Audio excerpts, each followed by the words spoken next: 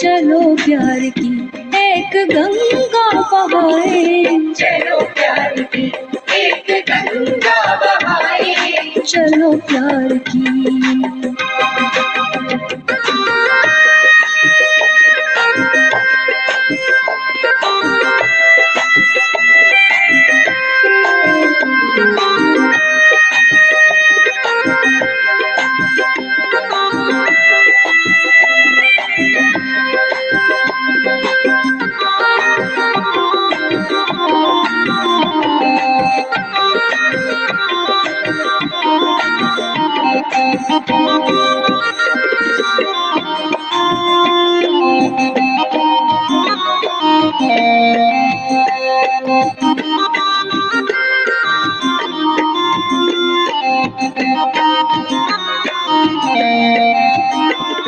बजे बांसुरी कृष्ण की हर गली में, बजे बांसुरी कृष्ण की हर गली में, बांसुरी बांसुरी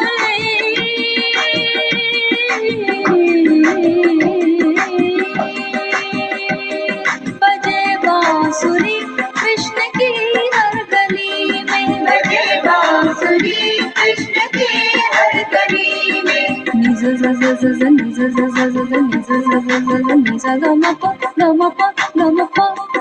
बजे बांसुरी कृष्ण की हर गली में, बजे बांसुरी कृष्ण की हर गली में, चलो आज राधा को सर से लगाए, चलो आज राधा को सर से लगाए, चलो आज राधा को सर से लगाए, चलो आज राधा को सर से लगाए, चलो प्यार की, चलो प्यार की एक गंगा बहाए, चलो प्यार की एक गंगा बहाए, चलो प्यार की।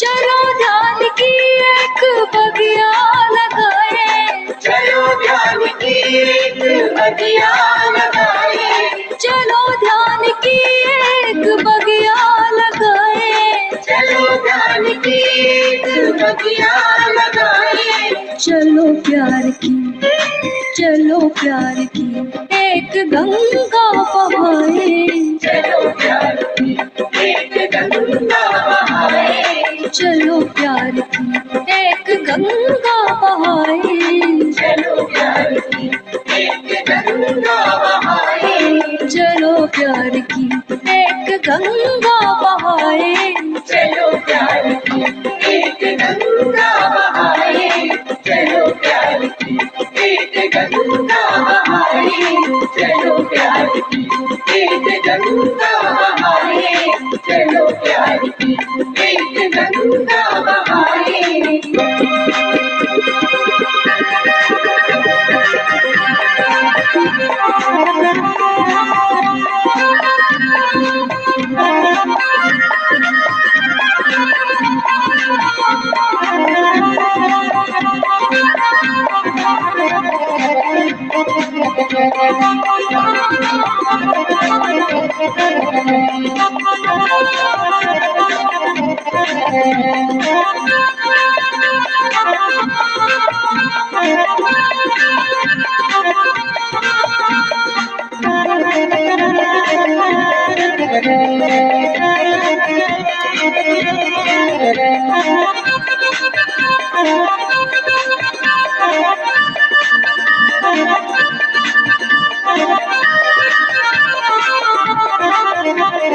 चलो ध्यान की एक बगिया लगाए, चलो ध्यान की एक बगिया लगाए, चलो ध्यान की एक बगिया लगाए, चलो ध्यान की एक बगिया लगाए, चलो प्यार की, चलो प्यार की एक गंगा बहाए, चलो प्यार की एक गंगा बहाए, चलो प्यार की एक गंगा बहाए, चलो प्यार की एक गंगा बहाए, चलो ध्यान की एक बगिया लगाए, चलो ध्यान की एक बगिया लगाए, चलो ध्यान की एक बगिया लगाए, चलो ध्यान की एक डगियां लगाए। चलो प्यार की एक गंगा बहाए। चलो प्यार की एक गंगा बहाए। चलो प्यार की एक गंगा बहाए। चलो प्यार की एक गंगा बहाए। चलो प्यार की एक गंगा बहाए। चलो प्यार की एक गंगा बहाए। ओशो।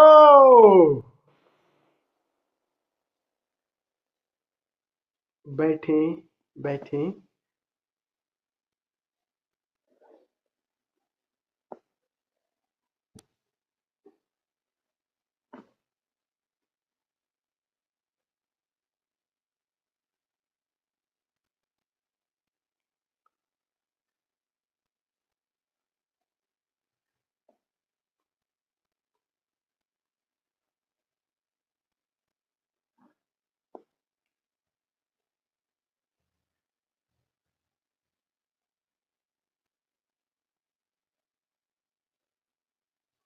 आज के फीडबैक और स्वामी कुलदीप जी का एक जिज्ञासा थी कि अंतर यात्रा में चक्र, कोष और ये शरीर क्या है, इनका क्या वैज्ञानिक अर्थ है। ये इनका संवाद भी हम करेंगे और फीडबैक भी है कि पिछले हम 20-21 दिनों से जो ध्यान की समाधि की यात्रा पर थे, उसका क्या हमने खोया, क्या पाया, उन विधियों में क्या अच्छा लगा और क्या हम और संशोधन कर सकते हैं।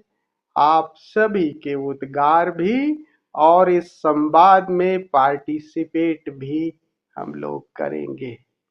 तो आप सभी का हृदय से स्वागत करता हूँ। अपने उद्गार भी, उद्बोधन भी दें और संवाद में हिस्सा भी लें। जो भी खेल को चलते रहने देना है। तो पहले चूंकि स्वामी कुलदीप जी का है, तो पहले अमृतो जी इन्हीं पे ही दागते हैं, इनके ऊपर ही, क्योंकि प्रश्न इन्हीं का है। तो बंदे ने तो जरूर कहीं न कहीं पढ़ सोन रखा है, तो जो भी है फिर उसमें हम लोग जोड़ेंगे, घटाएंगे। हम दोनों तो है ही हैं, बाकी तो हम इनको रगड़ेंगे ही। पहले इन्हीं की सुन लेते हैं। स्वामी जी चलिए। प्रणाम। प्रणाम स्वामी जी, पहले तो मैं फीडबैक दे देता हूँ। हाँ। बहुत ही अद्भुत और सुंदर ये आपके मार्गदर्शन में हमारी सभी की संघ की यात्रा चल रही है।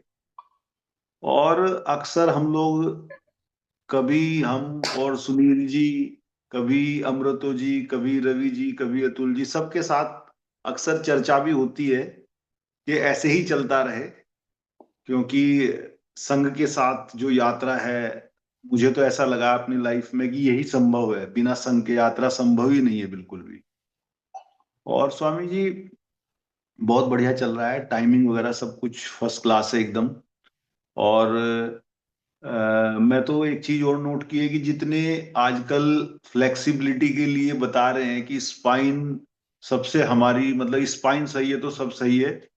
तो मैंने ये चीज महसूस की कि आपने जो आसनों की डिजाइनिंग की है, वो अभी तक मैंने जितने एक्सपर्ट वर्ड के देखे हैं कि जो बता रहे हैं कि ये आसन जरूरी, ये आसन जरूरी, वो सारे के सारे इंक्लूडेड हैं इसमें 45 मिनट में टोटल एकदम। मतलब एक बैलेंसिंग वाला मुझे नहीं, लेकिन बैलेंसिंग का भी अभी मैंने 2-3 एक्सपर्ट से सुना है जो वर्ड फेमस है कि बैलेंसिंग जो आप एक पैर से कराते हो इंक्लूडिंग दैट, मतलब ये ऐसा पैकेज है कि बिल्कुल मतलब 45 मिनट्स में, जिसको कहते हैं गागर में सागर, वाह। पूरे स्वास्थ्य के लिए। वाह। और स्वामी जी दूसरी बात यह है, फिर से मैं यही कहूंगा कि क्या कोइंसिडेंस है, जैसे अभी कुछ दिनों से मैं काफी काम के उसमें मैं थोड़ा सा स्ट्रेस्ड फील कर रहा था, तो मैं श्वास पे ध्यान दे रहा था कि श्वास से एकदम रिलैक्स हो जाता है। तो मैंने मन में सोचा कि स्वामी जी ने श्वास संबंधी शिविर नहीं कराया बहुत दिन से। और लकीली आपने उसके 2 दिन बाद वो मैसेज डाल दिया कि विपश्यना योग शिविर है। तो मैं बिना कहे ही आप तक मेरी बात पहुंच जाती है, ये एक बहुत बड़ा मेरा सौभाग्य है। और बहुत बढ़िया चल रहा है, ऐसे ही चलता रहे स्वामी जी। और जहां तक सवाल की बात है, मैं उस पर सुनना चाहता हूँ स्वामी जी। मैं उस अगर मैं उसको मुझे पता होता तो शायद मैं ना पूछता, मेरी क्लैरिटी नहीं देखो है नहीं उसमें मियाँ, बिल्कुल। जानते तो हो, देखो देखो ये नहीं झूठ बोल स्वामी रहे जी। हैं, जानते तो हैं ये मियाँ जो है, हम लोगों की परीक्षा ले रहे हैं, ऐसे नहीं, परीक्षा नहीं में तो हम स्वामी लोग जी, खरे उतरेंगे, लेकिन नहीं तो नहीं सुन स्वामी ले तो बिल्कुल अभी, फिर बाद में अगर हम लोग बताएंगे तो ये काटेंगे भी, ये बता रहा हूँ अमृतो जी ये। पूरी स्टडी करके आए हैं स्वामी जी, 3 दिन से मेरे से नहीं यही नहीं। चर्चा कर रहे हैं। और इसलिए, और वकीलों की बात पे तो मैंने भरोसा करना बंद कर दिया है जब से कुलदीप जी से मुलाकात हुई है। बिल्कुल बिल्कुल, इस बंदे में तो भरोसा करना ही मत, करना भी मत नहीं बिल्कुल। ये नहीं, कब सच पलटी में, मार जाए कुछ पता नहीं।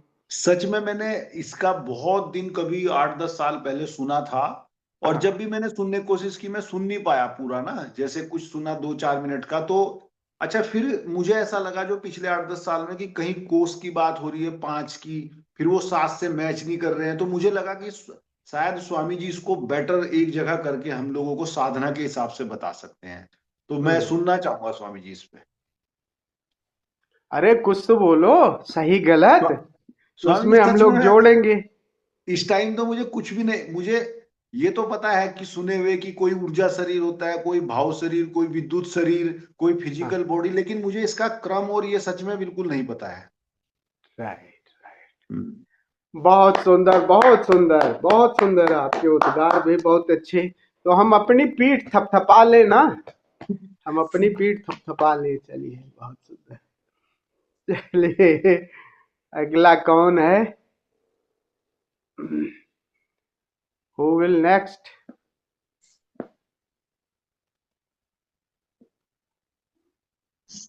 स्वामी जी बहुत बढ़िया चल रहा है, बिल्कुल जो है संघ की हाँ तरफ से जो है। और इसमें तो गागर में सागर है, स्वास्थ्य भी ठीक हो रहा है और ध्यान की तरफ भी जा रहे हैं। तो हाँ, आपके नेतृत्व में बहुत बढ़िया चल रहा है स्वामी जी। बहुत सुंदर, और कुछ कहना चाहोगे आज का ये जो संवाद वाला सत्र है, नहीं चक्र और कोश? स्वामी जी, हम तो अभी स्टूडेंट ही, हम तो इसी शरीर को नहीं जान पाए, सातवां तो बहुत दूर की बात है जो है। हम तो इसी को जानने में लगे हुए हैं स्वामी जी। बहुत सुंदर, बहुत सुंदर, बहुत सुंदर। आशुतोष, आशुतोष जी। स्वामी जी सब अच्छा चल रहा है, और आसन का भी, ध्यान का प्रोग्राम सब अच्छा चल रहा है, तो मेरी ओर से मैं सेटिस्फाइड हूँ। ठीक है। और हम्म, ये वाद विवाद या जो भी आप बात कर रहे हो, मुझे उसके बारे में अभी कुछ ज्यादा बोलना नहीं है। कुछ मैं भी, मुझे थोड़ा हाँ, बहुत, थोड़ा ये बहुत। स्वामी जी आपने वो सुनना है मुझे। हाँ, चलिए, बहुत सुंदर, बहुत सुंदर। चलिए, प्रणाम स्वामी जी। प्रणाम स्वामी प्रणाम। जी। देखो, एक बात तो देखो, इस बंदे की यार, अमृतो जी, सुनील जी बहुत बाद में, और देखो कितना बंदा सुंदर लग रहा है। अमृतो जी अभी वो रेवड़ी गज्जक नहीं गई है इनकी टेबल से ना, क्यों कुलदीप जी? और देखो अब सुनील ने कितना, मतलब 100 मिरेकलस, नजर न लग जाए बंदे की, कितना, कितनी तेजी से बड़ा इम्प्रूवमेंट किया है। और अमृतो जी रेवड़ी गज्जक थोड़ी सी हटाओ। चलिए सुनील जी। स्वामी जी, सबसे पहले फीडबैक फीडबैक में, जैसा कि आपको विदित ही है कि हम लोग इतना अच्छे से इसको कर पा रहे हैं, वो श्रेय आपको जाता है, क्योंकि आपने जो प्रणाली बनाई है योगासन की। योगासन बहुत लोग कराते हैं, यूट्यूब पर भी अवेलेबल है ना, उनकी महत्वता समझ में आती है कि शरीर के किस अंग के लिए हम क्या कर रहे हैं, और कभी हम योजनाबद्ध तरीके से तो कर ही नहीं पाए। आप एक सिस्टमैटिक वे में शरीर के ऊपरी भाग से पकड़ते हुए सारे अंगों को आप एक बार स्वस्थ कर देते हैं, और उसके बाद योग और साधना करना आसान होता चला जा रहा है। बहुत सारी मुद्राएं थी जो मुझे नहीं लग रहा था मैं कर पाऊंगा, एक तो मैं अभी भी मैं थोड़ा स्ट्रगल कर रहा हूं, पर मुझे लगता है मैं वो जल्दी उसको पकड़ लूं। एक निवेदन भी मैं आपसे करना चाहता था, क्योंकि जैसे आपने कहा कि हम लोग यंत्रवत ना हो जाएं, उसके लिए आप बार बार बीच में अपनी तरफ से प्रयास कर कर हम उनको लाते हैं, और हम अपनी सोच से मुक्त भी होते हैं। लेकिन इसके साथ साथ मेरा एक निवेदन है, विशेष करके यूं तो ये संपूर्ण है, लेकिन आपने कई बार बीच में एक दो अलग तरीके की या नई तरीके की विधियों को भी जोड़ा। जैसे आपने एक बार बताई कि वो बेड पर ही आप कर सकते हैं, वो जो गर्दन को एक अलग तरफ ले जाते हुए और लेग्स को, तो मैं तो उसको उस दिन से कर रहा हूं और मुझे वाकई बड़ा अच्छा लगता है कि बेड से उतरने से पहले मैं थोड़ी देर तक सांसों का थोड़ा प्रयोग कर कर और उसको 2 3 4 बार करने के बाद उतरता हूं। तो मुझे लगता है ऐसा आपके पास बहुत सारा और खजाना भी है, तो उसमें कभी कभी हम लोगों को एक छोटी छोटी अशर्फियां देता रहा करें आप, तो हमारा और ज्यादा इसमें जो है बेहतर होंगे। मैं जो शिविर रहा पिछला, उसको लेकर मुझे अपने से निराशा रही। आपकी विधियां बहुत अच्छी थी, मैंने पूरे प्रयास किए मेरा, लेकिन मुझे उसको करते वक्त झुंझलाहट ज्यादा रही, करने के बाद भी झुंझलाहट रही। एक चीज अच्छी हुई कि इस पिछले मंथ में आपसे मेरी एक पर्सनल बातचीत हुई थी, तो आपने कहा यार तुम समाधि में दिख रहा है नहीं दिख रहा, तुम उस सबको छोड़ो, तुम पहले तो ये देखो कि 45 मिनट तक मुझे नहीं उठना, क्योंकि मैं स्वामी जी 15-20 मिनट के बाद उठ रहा था, मैं नहीं कर पा रहा था, मुझे लग रहा था ये व्यर्थ है, उठो कुछ और कर लो। लेकिन मैं पिछले आपसे बात होने के बाद 15-17 दिनों से, शायद एक दिन ऐसा होगा कि कोई कार्य की वजह से मुझे 15-20 मिनट बाद छोड़नी पड़ी, बट मैं 45 मिनट्स तक रहता हूं। बट मेरे लिए उसमें किसी तरीके का मुझे आनंद की अनुभूति अभी भी ऐसी कोई महसूस नहीं होती। मैं रहता हूं कि मुझे ठीक है, जस्ट टू विटनेस, देखो देखो देखो, बट उस देखने करने की प्रक्रिया में 45 मिनट 1 घंटा भी बीत जाता है, लेकिन मैं कोई ऐसी आनंदमयी अवस्था में नहीं उठता। मुझे लगता है ठीक है, मैंने कर लिया, धन्यवाद, और मैं अपने बाकी कामों में जुड़ता हूं। तो ये मेरा योग और इस विधि से रिलेटेड तो फीडबैक ये है स्वामी जी। आपका जो एक प्रश्न कुलदीप जी ने उठाया 7 शरीरों का, मुझे लगता है उसको तो कोई बहुत सिद्ध पुरुष ही आंसर कर सकते हैं, वो आप कर सकते हैं, हमारे अमृतो जी कर सकते हैं, वो लंबे समय से इन चीजों में जुड़े हुए हैं। और कई चीजें स्वामी जी थ्योरेटिकली एक्सप्लेन करना ना, उसकी अनुभूति तो हो सकती है कि यार मैं उस आनंद को हो सकता है किसी और से बेहतर महसूस कर रहा हूं, लेकिन शायद मैं उसको एक्सप्लेन करने में उतना सामर्थ्य नहीं रखता हूं।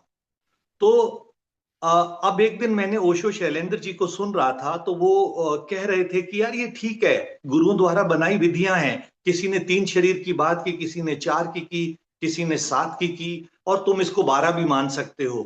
किसी तरीके से ये सब तरीके हैं समझाने के, जिसके जो समझ में आ जाए। और इसमें कोई विशेष उन्होंने कहा कि यार आप ना दिमाग मत लगाएं, आप अपना अपना जो समझाया जा रहा है, गुरु के द्वारा जो बताया जा रहा है, ठीक है, अगर मुझे भी एक गुरु का स्वरूप आगे कहीं प्रकट करना है, तो मेरे लिए शायद बातों को जानना और उसको बहुत विधिवत बताना जरूरी है। But at this point of time मुझे नहीं लगता कि एटलीस्ट मैं ऐसा कोई सामर्थ्य रखता हूं कि मैं इनको एक्सप्लेन कर पाऊं उस तरीके से जो सही भी है और किसी के काम आने लायक भी है। तो इस पर मेरा तो इतना ही कहना है स्वामी जी। बहुत सुंदर, बहुत सुंदर। एक बात पूछना चाहूंगा, क्या 1 घंटे 45 मिनट रहते हैं तो वैसे ही वापस आ जाते हैं जैसे आप लेटे थे, या और तनाव से भर के वापस आते हैं? स्वामी जी, मैं जब शुरुआत के 5-10 मिनट में अपन जब कहते हैं कि एक प्रक्रिया में उतरने की चेष्टा करता हूं कि मैं नाद को सुनूं या मैं निराकार की तरफ प्रवेश करूं, इस प्रक्रिया में मुझे ऐसा लगता है कि एक ना थोड़ा सा तनावपूर्ण रहता है। लेकिन उसके बाद के जो अगले 35 मिनट 40 मिनट जब तक ये अलार्म नहीं बजता, तो कोई सब कुछ गुम हो चुका होता है, सब कुछ गुम हो चुका होता है। और मैं ये कह सकता हूं कि वो शायद समय लैप्स ही हो जाता है टाइप से, अब वो निद्रा में चले गए। लेकिन मुझे आसानी से नींद आती नहीं स्वामी जी, मैं आपको बताऊं, मेरी इतनी गहरी नींद होती नहीं जैसी माँ अंशुला की है। वो तो चेयर पर भी 3-4 घंटे सो सकते हैं, मैं नहीं, मैं लेट कर भी बहुत मुश्किल से। तो मुझे नहीं लगता कि मैं सो जाता हूं, मैं एकदम बचता है और मैं उठता हूं और धन्यवाद करता हूं। तो ना कोई आनंद आया ना कोई तनाव रहा, मैं ये कह सकता हूं, उठ गए क्यों कर लिया, बस इस तरीके का ही भाव रहता है। आनंद क्या, मतलब कोनो सुख मिल जाएगा कि भोजन मिल जाएगा, रसगुल्ला मिल जाएगा? आनंद का मतलब आपको विश्राम हुआ कि नहीं, पहले से आपको विश्राम मिला कि नहीं। जी बस जी इस जी, बात मैं कह को, सकता हूँ। एक यस बात यस। खूब ध्यान रखिएगा, बहुत ज्यादा एम्फेसाइज मत। यही दिक्कत है कि हम अलग अलग स्वभाव के हैं, लेकिन चैतन्य हमारा स्वभाव है। चेतना जागरण तो रखिएगा, बस एक चीज रखिएगा, बाकी नाद है, नूर है, आनंद है, ये सब मिल रहा है कि नहीं मिल रहा है। आप जागे हुए जागरण को कल्टीवेट करिएगा, और रास्ते में ये सब चीजें आती रहेंगी। नाद मिला कि नहीं मिला छोड़िए, नूर मिला कि नहीं मिला कि नहीं छोड़िए, लेकिन क्रिया करने के बाद बी वॉचफुलनेस, वॉचफुलनेस को कल्टीवेट करिएगा। बाकी सब जाए भाड़ में, आपको नाद न सुनाई दे कोई दिक्कत नहीं, नूर न दिखाई दे तो न दिखाई दे, चैतन्य को संभालिएगा। और चैतन्य शुरू कहाँ से करेंगे? देह से। देह को करिएगा, विचारों को करिएगा। लेकिन हम जो बता रहे हैं कि एकदम सीधे देह पर देखना शुरू करेंगे या विचारों को, तो इतने ज्यादा इसमें उपद्रव है इस शरीर में, इतना ज्यादा कि थोड़ा मुश्किल हो जाएगा। इसीलिए पहले हम नृत्य को श्वास के माध्यम से, ताकि शरीर राजी हो जाए, मन राजी हो जाए, तब ठहर करके वाचफुलनेस, तब देन वाचफुलनेस। अगर आप देखते रहे, बस देखते रहने की ये छोड़ दीजिए कि यार हमें अभी नहीं दिखाई दे रहा, जहां हो वहां से देखना शुरू करो। आप शरीर दिखाई दे रहा है, कहीं तनाव हो रहा है, उसको बस देखना, देखना मतलब उसको फील करना, मतलब उसको मूर्छा में मत जाने दो।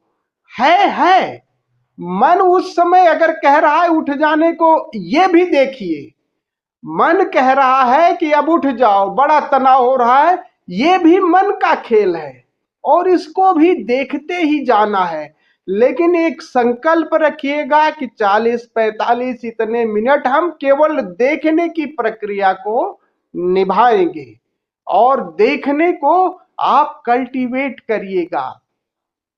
जिसको आप देखना शुरू करेंगे, शरीर ही अगर देखना शुरू करेंगे, अगर पहले आपने थोड़ा सा शरीर को ऊर्जावान बना लिया है, राजी हो गया है, तो देखते देखते आप देखोगे एक आपको एक शून्यता का अनुभव आने लगेगा। देखते देखते अगर आपने ठहरा दिया अपने को, तो वो तनाव थोड़ी देर में टेक्स 45 to 48 मिनट्स, वो आप तनाव बढ़ेगा। जब आप शुरू में आप रुकोगे तो तनाव बढ़ेगा, but go on watching, go on watching, और उसको आप ट्रांसेंड कर, उसको पार कर जाइएगा। देन सब चीजें रिलैक्स हो जाएंगी। आप कोई चीज लेके मत चाहिए कि तनाव में हमें नाद सुनाई दे रहा है कि नूर दिखाई दे रहा है। वॉचफुलनेस तो है, ये तो सबको पता है। जानना, चैतन्य तो है आपके साथ, वो तो अभी है, और उसी को एक्सीड, उसी को और बढ़ाना है। तो इसको रखिएगा, बस बाकी सब छोड़ दीजिए, ये तो हम चलते रहेंगे, इसको छोड़ दीजिएगा। लेकिन दो काम करने हैं जो ओशो ने जोड़ना है। विपश्यना का मतलब ही है देखना, यही पश्य को, केवल देखना। बुद्ध क्या कह रहे हैं? देखना, यही पश्य को। इसको हम और अच्छे ढंग से समझेंगे। विपश्यना एक पाली भाषा है, यही पश्य को। बुद्ध कह रहे हैं बस देखो, काफी है। लेकिन बुद्ध का जो धर्म था वो बहुत पुराना था, इसीलिए ओशो ने उसमें शरीर और मन के लेवल पे थोड़े से कैथारसिस के प्रयोग जोड़ दिए हैं, ताकि सीधे जो गार्बेज थोड़ा बहुत जानबूझ के निकाल दो, तो बाकी जो कूड़ा कचरा है वॉचफुलनेस से आप देख पाओगे। और देखते देखते आप देखो, जिस शून्य की, इस निराकार की बात है, अरे इसको छोड़ो शून्य निराकार की बात, बट देखना शुरू करो। बहुत ज्यादा हम फल की बात करते हैं तो आदमी क्या होता है, पहले की लास्ट की शुरुआत से बस यही देखिए, यही करिएगा। और उसको करने का है कि खूब जो पहले शरीर के लेवल पे, प्राणों के लेवल पे जो ऊर्जा है जगा लीजिए, ताकि शरीर राजी हो जाए। नहीं तो शरीर बाद में जैसे ही लेटोगे ना, उछल कूद मन जाएगा। अब ये सब चीजें छोड़ दो। तो इसका मजा लो बस। बाकी ये सब नाज नूर की फिक्र मत छोड़ो, रिलैक्स करो इसको, वॉचफुलनेस को आपको कल्टीवेट करना है, राइट। बहुत सुंदर, बहुत सुनील जी, बहुत सुंदर। चलो मानसुला योगिनी। प्रणाम गुरुजी, सभी को प्रणाम। गुरुजी, मेरे को जो योगासन वाली जो सभी ने बोली, मैं उससे 100% सहमत हूँ। मैं तो खुद आपसे पिछले फीडबैक में भी मैंने आपको यही बताया कि मेरी तो बॉडी बहुत ज्यादा स्टिफ थी, मुझसे तो कुछ भी, सुनील जी से भी बहुत कम मैं कर पाती थी। सुनील जी तो बहुत अच्छा पहले दिन से ही करते हैं, उनकी बहुत फ्लेक्सिबल बॉडी है। तो मेरे को जब अब मैं करती हूँ तो मुझे लगता है कि यार, मुझे खुद सोच के लगता है कि यार ये मैं कर पा रही हूँ। मेरे लिए तो ये बहुत ही अविश्वसनीय है कि मैं अब सारे आसन बहुत अच्छे से कर पा रही हूँ। और जहां तक ध्यान विधियों की बात है गुरुजी, पिछला वाला सेशन मुझे, जो फर्स्ट वाला था हमारा, क्योंकि उसमें लॉन्ग मेडिटेशन टेक्निक्स थी, तो वो मुझे बहुत ज्यादा अच्छी लगती थी। क्योंकि कुंडलिनी करें या हम डायनेमिक करें, उसमें थोड़ी सी लेंदी प्रोसेस होती है। ये जो शिव योग साधना वाला था, तंत्र सूत्र स्पेशली, इसमें बिल्कुल 2 लाइन टाइप्स विधियां थी, तो उसमें आप एकदम से एंटर ही नहीं कर पाते हो। तो मुझे लगता है कि जो सुनील जी भी कह रहे हैं कि उसमें थोड़ा सा लग रहा था कि यार मतलब हुई है, अच्छे से नहीं हुई है, सेटिस्फैक्शन नहीं आया है, तो उसका शायद ये भी रीजन होगा कि बहुत ही छोटी विधियां थी। और छोटी थी इन द सेंस कि वो प्रक्रिया एकदम से बहुत लंबी प्रक्रिया नहीं है, बट बहुत ही गहन प्रक्रिया है कि वो पूरे टाइम आप उसी थॉट प्रोसेस में रहो तो जाकर के वो विधि समझ में आएगी। तो मुझे मुझे भी उसमें बड़ी दिक्कत हुई, मुझे भी वो विधियां बड़े अच्छे से, बहुत ही आसान आसान विधियां थी, बट वो बहुत अच्छे से मजा नहीं आया। तो वो एक हमारे लेवल पे वो चीज है, क्योंकि हमारे लिए सारी नई है। हमने इससे पहले जो हमने करी है वो तो हमने करी है, हमको पता है कि यार वो किस तरीके से क्या उनकी प्रणाली रहती है। ये सारी विधियां हमारे लिए नहीं है, तो फिर मुझे भी लगता है कि यार ये अभी समझ के आने में और इनको प्रयोग में लाने में बहुत ज्यादा टाइम लगेगा। जैसे मैं कभी ओशो का प्रवचन सुनती हूँ, बहुत ही कम खैर सुनना होता है, पर जब कभी भी सुनती हूँ तो मुझे ऐसे लगता है कि जैसे ओशो ने, वो तो निरंतर एक फ्लो में बोले चले जा रहे हैं, बट वो एक लाइन सुन के मैं तो उस लाइन पे ही अटक जाती हूँ, वो आगे की बातें मुझे तो सुनाई नहीं देती। क्योंकि मुझे लगता है हर लाइन में इतना मतलब गहरी बात उन्होंने कही है, तो मुझे लगता है रोक रोक के सुननी चाहिए। और अगर मैं अनवरत सुनती रहूं, किसी एक बात को ना पकड़ूं, तो जब वो पूरी खत्म हो जाती है मुझे पता ही नहीं चलता मैंने इतनी देर क्या सुना। और ऐसा सुना कि जो मतलब सुनते हुए मैं मतलब बस बड़े आनंद ले रही थी कि अरे यार क्या बात बोली है, क्या बात बोली है। बट जब बंद हो जाए, आप मुझसे पूछो क्या सुना, तो मुझे पता ही नहीं क्या सुना। तो वो स्थिति रहती है स्वामी जी, उसके लिए बहुत ज्यादा मुझे लगता है फोकस चाहिए, बहुत ज्यादा डीप इंटेंस एकदम वो मेडिटेशन करना होता है। और एक स्वामी जी, मुझे ये लगता है कि जब हम समाधि की तरफ जा रहे होते हैं और आप बोल रहे होते हैं, फिर अब मुझे आपका ना स्विच ऑफ पॉइंट पता चल गया कि आप जैसे ही बोलेंगे जय ओशो फिर आप चले जाएंगे। तो फिर मुझे लगता है कि अरे स्वामी जी तो चले गए, तो हम उठ भी सकते हैं।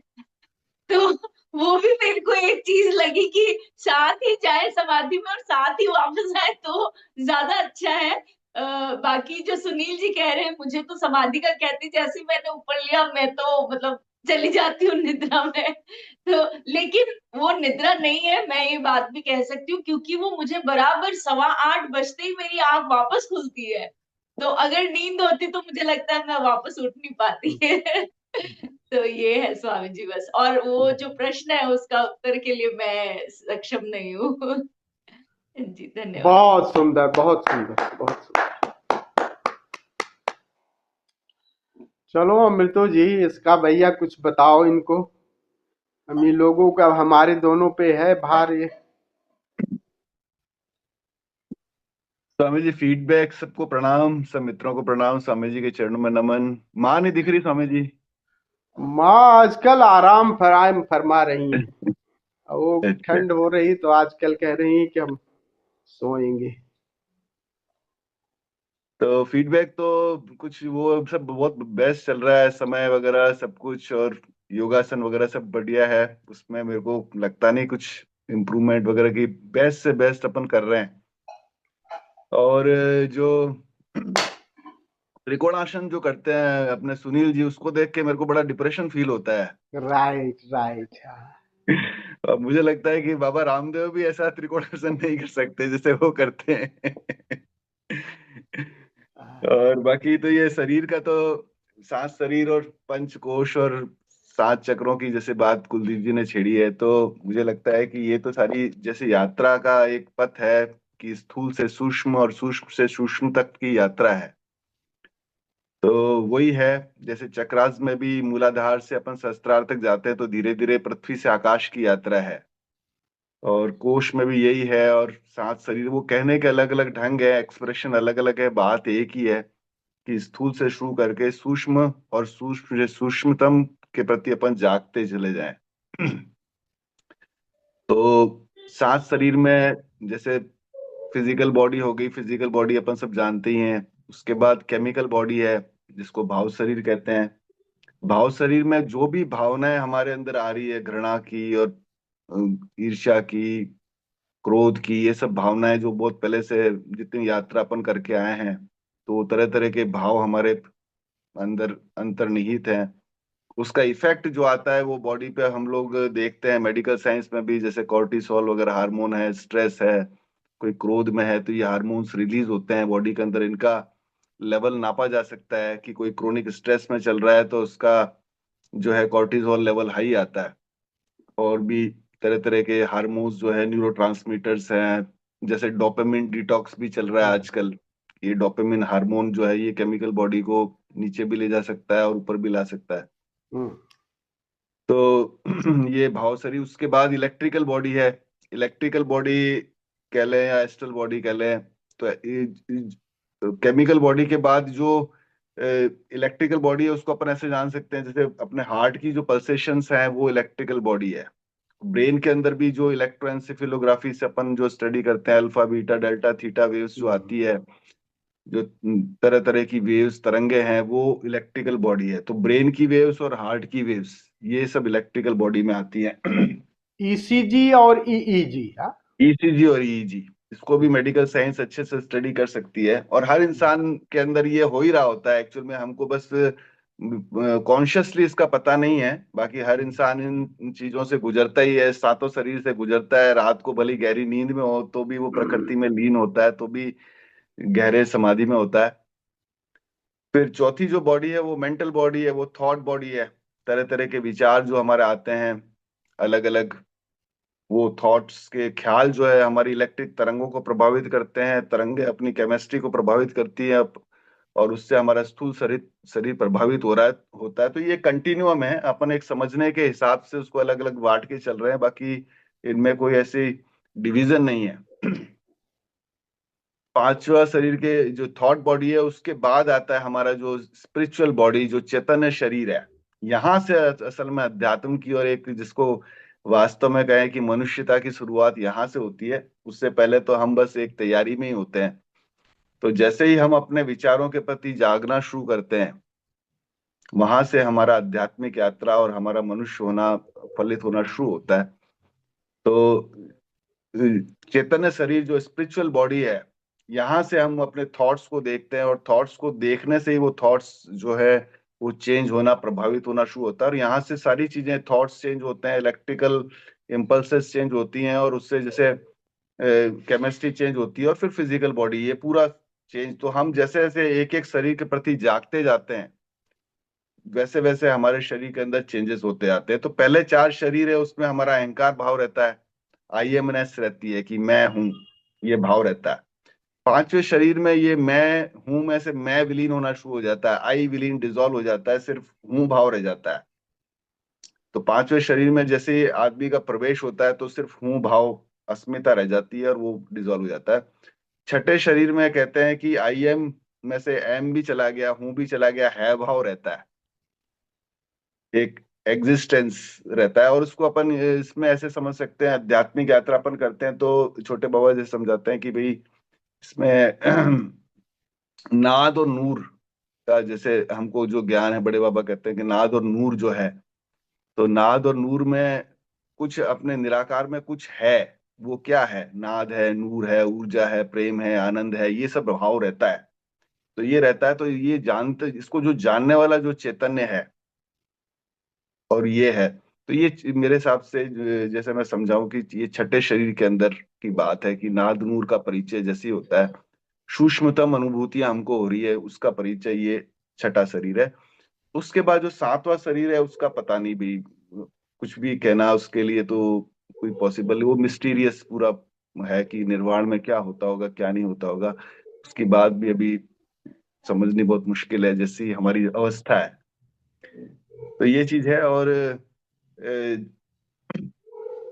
पूरी वो जो, जैसे फॉर एग्जाम्पल कि अपन ने समझा कि एंगर के हिसाब से अपन समझे, क्रोध के हिसाब से, क्रोध आता है तो क्या एक क्रोध से पहले एक ख्याल होता है बस हमारे अंदर, वो एक फोकल इमोशन होता है, एक फोकल भाव होता है, बस ख्याल ही है। फिर वो जैसे ही हमारे अंदर भाव का रूप ले लेता है, भाव शरीर में आ जाता है, तो वो पूरा घूम रहा है पूरे शरीर के अंदर, थॉट जो है पूरा जनरलाइज्ड हो गया। तो emotion is nothing but a generalised thought, तो वो भाव शरीर में प्रविष्ट हो गया। भाव शरीर में आते ही वो केमिकल लोचा चालू कर देता है, तो वो केमिकल हमारी बॉडी के अंदर जो हार्मोन्स हैं वो रिलीज हो जाते हैं। तो कोई भी हार्मोन रिलीज होता है, इस तरह तरह के हार्मोन्स हैं, एंड्रोजन्स, एस्ट्रोजन्स, और वो हार्मोन्स हमारी बॉडी पे इफेक्ट डालते हैं। पूरा एंडोक्राइनोलॉजी और पूरा एंडोक्राइन सिस्टम जो है इसी पे आधारित है, और हर एंडोक्राइन ग्लैंड एक चक्र से संबंधित भी है। हर चक्र के साथ एक एंडोक्राइन ग्लैंड संबंधित है, जैसे आज्ञा चक्र के साथ पीनियल ग्लैंड है, और उसके सहस्त्रार के साथ पिट्यूटरी ग्लैंड है। अनाहत चक्र के साथ भी वो थाइमस ग्लैंड होती है। तो तरह तरह के अलग अलग ग्लैंड्स जो है वो एक एक चक्र को नियमित करती है, कंट्रोल करती है, या चक्र उसको कंट्रोल करता है, सॉरी। तो ये भी है। और फिर जैसे ही वो हार्मोन्स रिलीज हो जाते हैं, तो उन हार्मोन्स की अपनी बॉडी के अंदर एक हाफ लाइफ होती है। जैसे कॉर्टिजोल एक बार बॉडी में रिलीज हो गया तो वो आपके अंदर कंपन शुरू कर देगा। अब वो कंपन शुरू करने के बाद आपको 40 मिनट तो आप कंपित होते ही रहोगे, उसके बाद आपका कोई कंट्रोल नहीं है। 40 मिनट के बाद ही जब उसका टी हाफ कंप्लीट होगा, हाफ लाइफ कंप्लीट होगी, और वो बॉडी से रिलीज होके बाहर निकलेगा, तब आपके कंपन वापस नॉर्मलाइजेशन की तरफ जाएंगे। उससे पहले आप कुछ भी नहीं कर सकते। उससे पहले यदि आपको कुछ करना हो तो उसके ट्रिगर होने से पहले ही आपको कुछ करना होगा। तो ये सारे फिर हार्मोन्स हमारे बॉडी पे इफेक्ट डालते हैं, और फिर जैसे इनके इफेक्ट होते हैं तो नॉर्मल रिएक्शन जो होती है वो 3 तरह की होती है, फ्लाइट, फाइट और फ्राई और फ्रीज। 3 तरह की नॉर्मल रिएक्शन हम जानते हैं। जो आदमी जो भी जागरूकता में नहीं है वो नॉर्मल ये 3 तरह के रिएक्शन में ही जीता है। चौथी रिएक्शन जब 5वें शरीर से थोड़ा परिचय होने लगता है, उसमें हम थोड़े थोड़े अपने कदम बढ़ाते हैं, तब वो रिस्पॉन्स वाली जो रिएक्शन है वो 5वीं, जैसे हम पहले से थॉट जैसे पैदा हो, उस थॉट के प्रति जागरूक हो गए, तो हम सीधे 5वें शरीर में आ गए। और 5वें शरीर में आने के बाद हम सारे शरीर को, वो जैसे हायर बॉडी में स्टेप इन होता है तो लोअर बॉडीज अपने आप से कंट्रोल होनी शुरू हो जाती है। तो सारा जो इसका सिग्निफिकेंस, इसकी अंडरस्टैंडिंग का, साइंटिफिक अंडरस्टैंडिंग का जो सिग्निफिकेंस है, ये कि हम अपने शरीर को जैसे जैसे ऊपर के तल से जानेंगे, उनके प्रति नीचे ऊपर तो खैर वो बात है, उनके प्रति जैसे ही जागेंगे तो अपने आप से उनको रेगुलेट और मेंटेन किया जा सकता है, सिर्फ जागरूकता से ही। और जागरूकता जितनी सघन होती जाएगी उतना अपने आप से ये ऑटो रेगुलेशन होता जाएगा।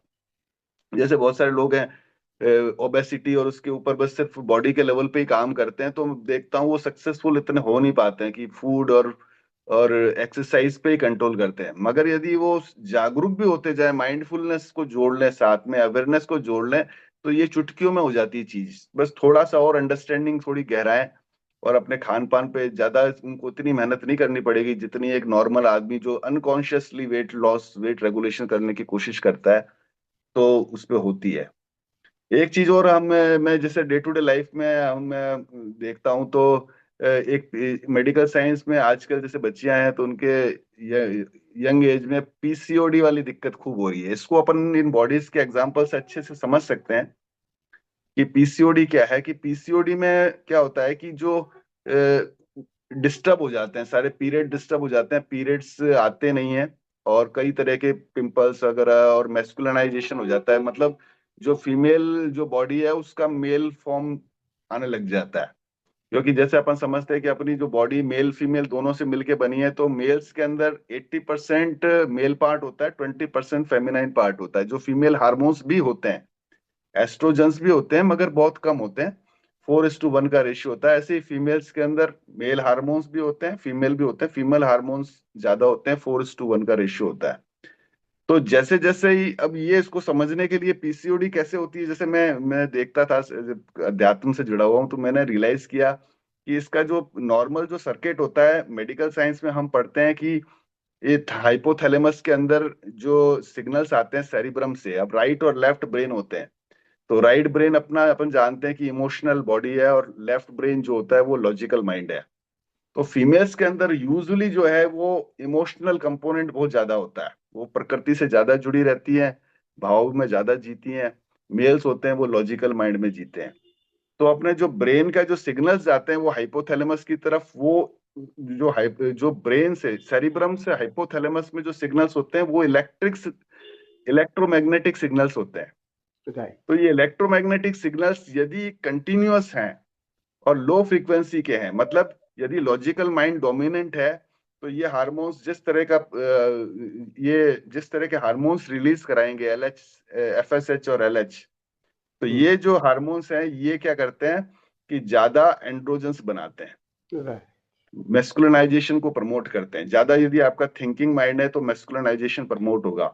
और यदि आप भाव में जी रहे हैं, प्रेम में जी रहे हैं, वर्तमान में जैसे बच्चे लोग जीते हैं, अनकॉन्शियसली जीते हो, मगर यदि वो प्रकृति से जुड़े रहते हैं, तो उनका जो है ये हाइपोथैलेमस से जो सिग्नल्स आते हैं वो बहुत हाई फ्रीक्वेंसी के होते हैं और रिदमिक होते हैं। उससे क्या होता है, एफएसएच और एलएच का जो रेशियो होता है वो वैसा होता है जिससे एस्ट्रोजन्स ज्यादा बनते हैं, फेमिनाइन को प्रमोट करता है वो। तो ये सब, अब जैसे अपनी सोसाइटी है, ऑर्थोडॉक्स मेल चोविनिस्टिक सोसाइटी है, उसमें हम जिस तरह की पढ़ाई कर रहे हैं, तो वो सारी पढ़ाई जो है, वो कलेक्टर बन रहा है, कोई इलेक्ट्रिकल इंजीनियर बन रहा है, या इंजीनियरिंग की है, मेडिकल की है, लॉजिकल माइंड को बहुत ज्यादा सपोर्ट किया जा रहा है। म्यूजिक है, डांस है, इसकी ज्यादा इतनी कोई अपनी सोसाइटी में वैल्यू नहीं है, तो ये सप्रेस हो रही है। और आजकल जो भी मैं देखता हूँ, मैं पूछता हूँ पहले आपका क्या प्रोफेशन है, जैसे भी किसी का पीसीओडी की दिक्कत होती है तो वो बताता है मैं आरजेएस की तैयारी कर रही हूँ, या कोई वकीली पढ़ रही हूँ, या कोई कलेक्ट उसमें सीए की तैयारी कर रही हूँ। तो सब में वही माइंड है, 90% मैं देखता हूँ कि वही आता है। और भी चीजें हैं साथ में, जैसे वेट ज्यादा गेन है, वेट ज्यादा है किसी का, तो वो मेरे को लगता है कि वो सेकेंडरी इफेक्ट आ जाता है, वो उतना ज्यादा इंपॉर्टेंट नहीं है जितना ये इंपॉर्टेंट है। तो इससे फिर सारा वो चेंज हो जाता है, सारी जो हार्मोन्स, मेल हार्मोन्स बन गए, मेल हार्मोन्स क्या करेंगे, सारा उसके अंदर फिनोटिपिकल चेंज कर देंगे आपका। ज्यादा मैं देख रहा हूँ वो उसकी मम्मी से पूछता हूँ तो वो बताती है कि भाई बहुत ज्यादा ये तार्किक हो गई है, बहुत आर्ग्यू करती है, झगड़ालू प्रवृत्ति इसकी ज्यादा है, और इस तरह के गैरुलस, वो क्या, आर्गुमेंटेटिव नेचर है। तो ये सब चीजें हो रही है। तो ये कहीं पे कहाँ से चालू हुआ, ये चालू हुआ था थॉट बॉडी से। ये एकदम शिफ्ट हुआ, इमोशन से थॉट की तरफ शिफ्ट हुई, थॉट्स का जो सिग्नल्स, इलेक्ट्रिक सिग्नल्स चेंज हो गए, इलेक्ट्रिक सिग्नल्स चेंज हुए तो केमिकल लोचा हो गया, केमिस्ट्री बदल गई, केमिस्ट्री बदल गई तो पूरी फिजियोलॉजी बदल गई, अरे फिजियोलॉजी बदली तो फिनोटिपिकल आपका फिजियोलॉजिकल चेंज हो गया। बहुत। तो ये कंटिन्यूम है। मेडिकल साइंस क्या कर रही है, मेडिकल साइंस पीसीओडी के लिए जो ट्रीटमेंट करती है वो क्या करती है, रिसेप्टर पे एक हार्मोन जो रिलीज हो जाता है, रिलीज होने के बाद आप कुछ नहीं कर सकते, तो ये जो हार्मोन्स आके एक रिसेप्टर पे जुड़ता है, अटैच होता है, तो उस रिसेप्टर को ब्लॉक कर देती है, तो वो अटैच नहीं हो पाता। मगर क्या हो रहा है कि रेडिकल क्योर तो हो ही नहीं रहा है। रेडिकल क्योर क्या है, रेडिकल क्योर आपको जो थॉट्स और इमोशंस का जो रेशियो है उसको शिफ्ट करना होगा, उसको चेंज करना होगा। उसको चेंज करने के लिए माइंडफुलनेस जो है, यदि उसके प्रति आप जागेंगे नहीं, तो मैं कई देखता हूँ कि कई समय से वो रिफ्रैक्टरी है, मतलब 6-6 महीने से पीरियड आ रहे हैं, 6-6 महीने से पीरियड नहीं आ रहे हैं, बिल्कुल ऐसी हालत हो गई है कि बिल्कुल उसका डिप्रेशन हो गया है एकदम, फैमिली लाइफ है, और इसका मेन रिजल्ट ये होता है इनफर्टिलिटी हो जाती है। तो आपका उससे फिर, मतलब है कि विद्युत शरीर से, हाँ विद्युत शरीर मतलब से विद्युत तो शरीर से भी ऊपर थॉट बॉडी, मनस बॉडी से, हाँ, मनस शरीर, मनस मनस शरीर से भी शरीर से। ऊपर, मनस शरीर से तो गड़बड़ चालू कर दी। जिस तरह की सोसाइटी है, जिस तरह का मिलियू है, जिस तरह का सिनेरियो है हमारा, हाँ। उसमें सोसाइटी गड़बड़ तो पैदा कर देती है, उसको पता नहीं चलता कि ये हो क्या रहा है। और जब वो पैटर्न बन जाता है, पैटर्न बन के जब वो मैनिफेस्ट होता है बॉडी के अंदर, फिनोटिपिकल पूरे चेंजेस हो जाते हैं, तब वो डिप्रेशन और 10 तरह की एक तरफ साइकेट्री का ट्रीटमेंट चल रहा है, एक तरफ एंडोक्राइनोलॉजिस्ट का ट्रीटमेंट चल रहा है, एक तरफ वो अपनी मर्जी से जैसे डाइटिशियन और उस तरह का कर रही है, मगर सब तरह से कभी थोड़ी देर में कुछ समय थोड़ा ठीक होता है, फिर वापस वो रिलैप्स हो जाता है। ये इस तरह का बड़ा खतरनाक पैटर्न है ये। तो ये मैं देखा, मेरे को लगा कि भाई इसको समझते हुए हम सारी बॉडीज को समझें, तो ये सब बॉडीज को, और जब तक 5th बॉडी पे, और कुछ कुछ जगह अब ऐसा हो गया कि पीसीओडी के लिए ऑनलाइन कोर्सेज हो गए जो सात्विक भोजन से लेके माइंडफुलनेस और उस पर काम कर रहे हैं। और मुझे लगता है कि ये भी इम्पोर्टेंट है, जब तक कि एंडोक्राइनोलॉजी तो फॉर सप्रेसिव थेरेपी है और थोड़ी देर के लिए ही वो कुछ कर सकती है, मगर जब तक इस पे यदि अच्छे से काम नहीं किया जाएगा तब तक वो होगा नहीं। और यही हमारे सारे हार्मोन्स के ऊपर भी लगती है कि कोई एंगर वाला हार्मोन है, कोई घृणा वाला है, तो वो एक उसका सबका एक ही सूत्र, तो महासूत्र तो एक ही है, होश, प्रेमल होश, उसको देखो राइट और वो राइट चेंज हो जाता है। राइट। देखिए बहुत सुंदर बात, बहुत सुंदर, बहुत ही सुंदर। देखिए डॉक्टर एक हमारे बीच है तो सब चीजें वेल डिस्क्राइब, बहुत तरीके से, क्या सुंदर बताया हम। हाँ तो एक बार तालियां खूब अमृतो जी के लिए, बहुत सुंदर। देखो हम जो है ना, दोनों से है ना, शरीर भी है और भीतर शून्य भी है, हम दोनों के जोड़ हैं। हाँ?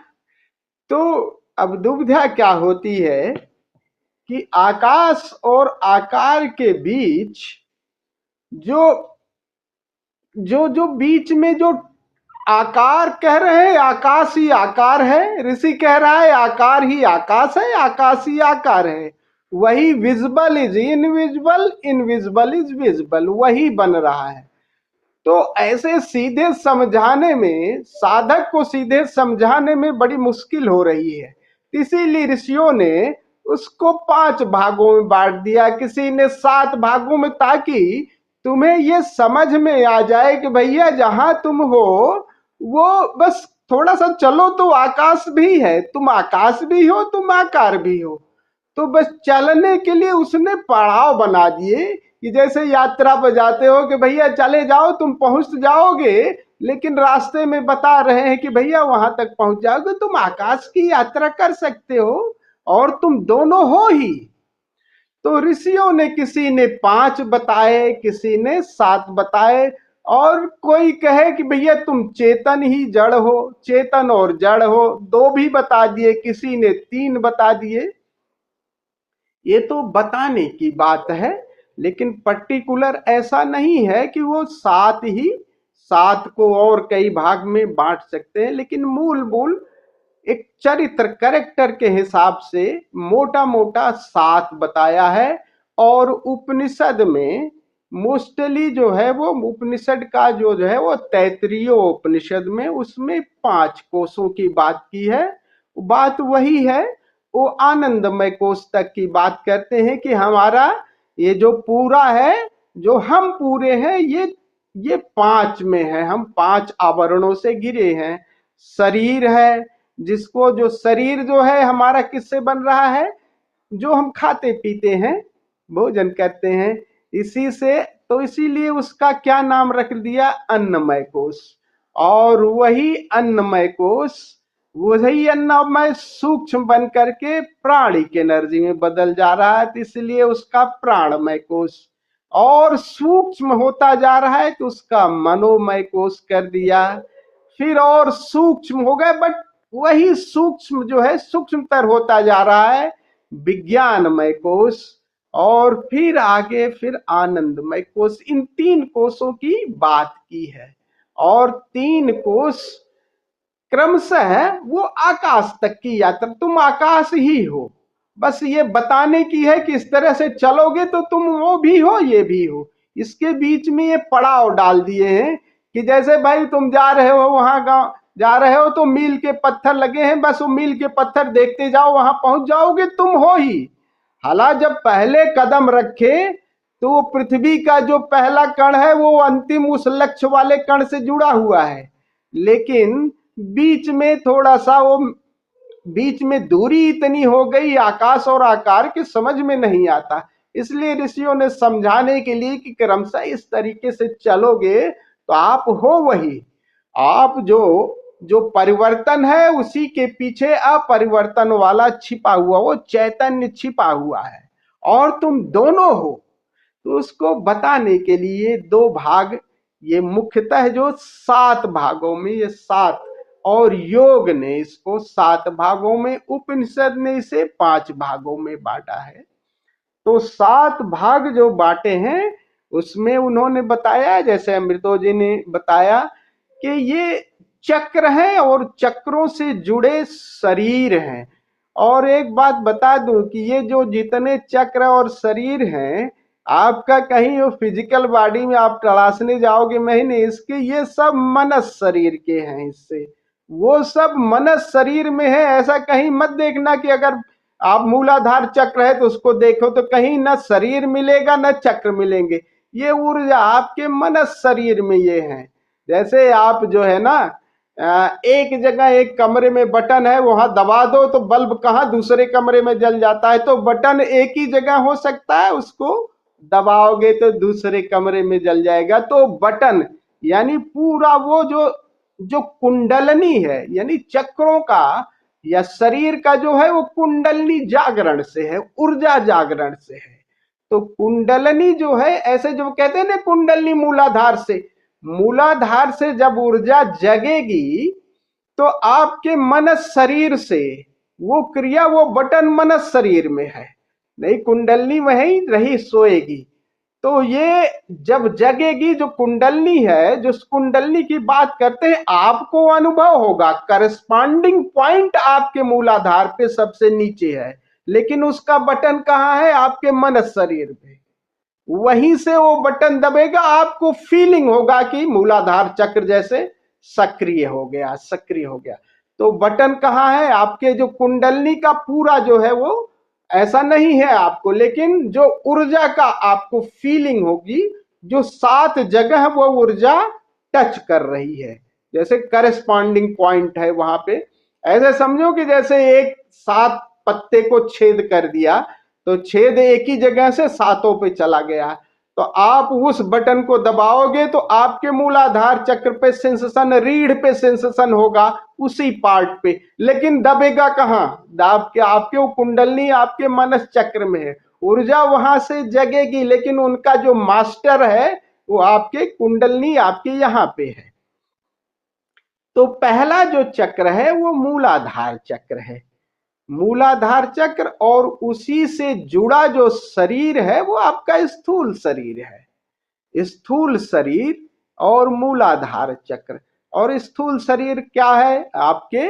जिसमें सारे भोजन से ही निर्मित है, तो इसमें सारे आर्गन हैं।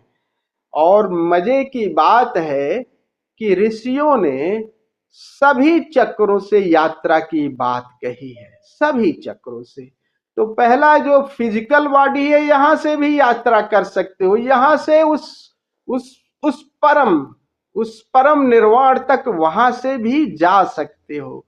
तो पहला जो है वो शरीर आपका जो अन्न से बनता है, वो फिजिकल बॉडी है, इसमें सारे ऑर्गन आते हैं, वो बिल्कुल आसानी से दिखाई देते हैं ना, किडनी है, लीवर है, आपका नीचे रक्त है, कोशिकाएं हैं, ये सब क्या है? ये फिजिकल बॉडी के हैं। और यहीं पर और क्या है? ये शरीर जो है काम का भी केंद्र है, मूलाधार चक्र वो काम का केंद्र है। तो यहां से काम से भी जुड़े हुए हैं, और यही इसी के साथ, इसके साथ अब यात्रा कैसे कर सकते हो? यहां से भी यात्रा कर सकते हो सीधे। और यहां से अगर इसी काम के साथ अगर आपने होश जोड़ दिया तो यही क्या हो जाएगा? ब्रह्मचर्य फलित हो जाता है। बस एक ही ऊर्जा, पहले ही शरीर पर काम है, मूलाधार काम से जुड़ा हुआ है, और यहीं से पूरा आपका प्रकृति का सारा नियमन हो रहा है ना। तो अगर काम पर आप ध्यान कर रहे हो और होश को जोड़ दो, बस एक ही बात, होश जोड़ दिए काम के साथ, इट कन्वर्ट्स इन ब्रह्मचर्य। और ब्रह्मचर्य की ऊर्जा बस अपलिफ्ट हो गई। फिर वो बस हठ योगी सारा यही काम कर रहे हैं, बस वो काम पर काम करते जा रहे हैं और हठ योग की साधना पर उस पर करते जाओ बस। और धीरे धीरे ऊर्जा ऊपर की तरफ, बस आप उसको ब्रह्मचर्य को साथे जाओ और नहीं कुछ करना है, ब्रह्मचर्य को साथे जाओ, वही ऊर्जा आपको ऊपर दूसरे पे, तीसरे पे, चौथे पे, और वही आपको सीधे बस वही ऊर्जा ऊपर की तरफ काम के साथ होश बढ़ाते गए और वो निर्वाण तक की, परम जागरण तक की पहुंच सकती है यात्रा। तो इससे भी यात्रा कर सकते हैं। और ये चूंकि फिजिकल बॉडी है तो काम से जुड़ा हुआ केंद्र है। और दूसरा जिसे कह रहे हैं भाव शरीर, और विज्ञान की भाषा में क्या कह रहे हैं, वो आपका जिसमें हार्मोन्स होते हैं तो उसको क्या कहेंगे अमृतो जी? उसको केमिकल बॉडी, उसे केमिकल बॉडी यानी रसायन स्रावित होते हैं। ऊपर जितना जाएंगे वो नीचे को गवर्न करता है। अब केमिकल बॉडी फिजिकल बॉडी को गवर्न करेगी, उसी से संचालित होगा। जैसे ऊपर जाओगे तो मास्टर हो जाओगे।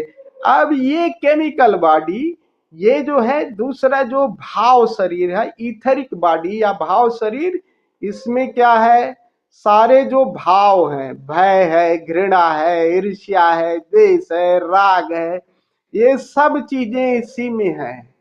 और इन्हीं के साथ आप बस होश जोड़ दो। इसी के साथ अगर होश जोड़ दिए तो क्या हो जाएगा?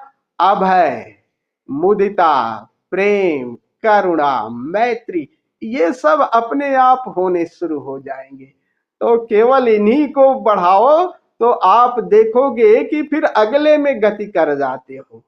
केवल इन्हीं को केवल कल्टीवेट करो, बस होश को जोड़ दो, अपने भय के साथ होश जोड़ दो। लेकिन क्या करोगे? इसको अगर भय को दमन कर दिए तब आप गड़बड़ हो गए, फिर वहीं आपको बीमारी हो जाएगी। काम को दमन कर दिए तो आप बीमार हो जाएंगे, रुग्ण हो जाएंगे। और इनको न तो भोगना है, ध्यान रखिए, न दमन करना है। इनके साथ न भोगना है न दमन करना है, और इन्हीं के साथ जागरण को जोड़ देना है। तो पहले में काम को दमन किए तो वो भी डिप्रेशन, वो भी आपको विक्षिप्तता लाएगा। सब्लिमेशन क्या होगा? जागरण सब्लिमेटेड, भोग में करोगे तो वहीं पे रहोगे। अगर सब्लिमेटन काम अगर आ गया, दिख गया, वॉच इट, केवल देखना मात्र, वो आपको ब्रह्मचर्य फलित कर देता है। तो बहुत सारी टेक्निक उसने, हठ योग ने खूब, जिसमें हम लोगों ने मूल बंध वगैरह किया है, उस विधि को किया है, कैसे उसको रूपांतरित किए जाएंगे, उसकी टेक्निक भी दी है, उसकी टेक्निक भी है, वॉचफुलनेस भी है। तो पहले और दूसरा शरीर, ये जो है केमिकल बॉडी और फिजिकल बॉडी, प्रायः प्रकृति ये दोनों आपको सहयोग भी करती है, आपके केमिकल को भी, आपके फिजिकल बॉडी को सहयोग करती है।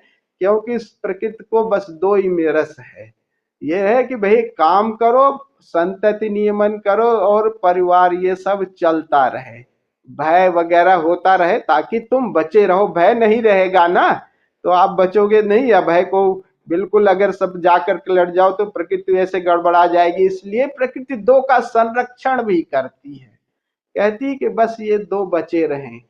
तो पहला जो है वो मूलाधार चक्र, और उससे शरीर क्या है, वो फिजिकल बॉडी, भौतिक शरीर जुड़ा हुआ है।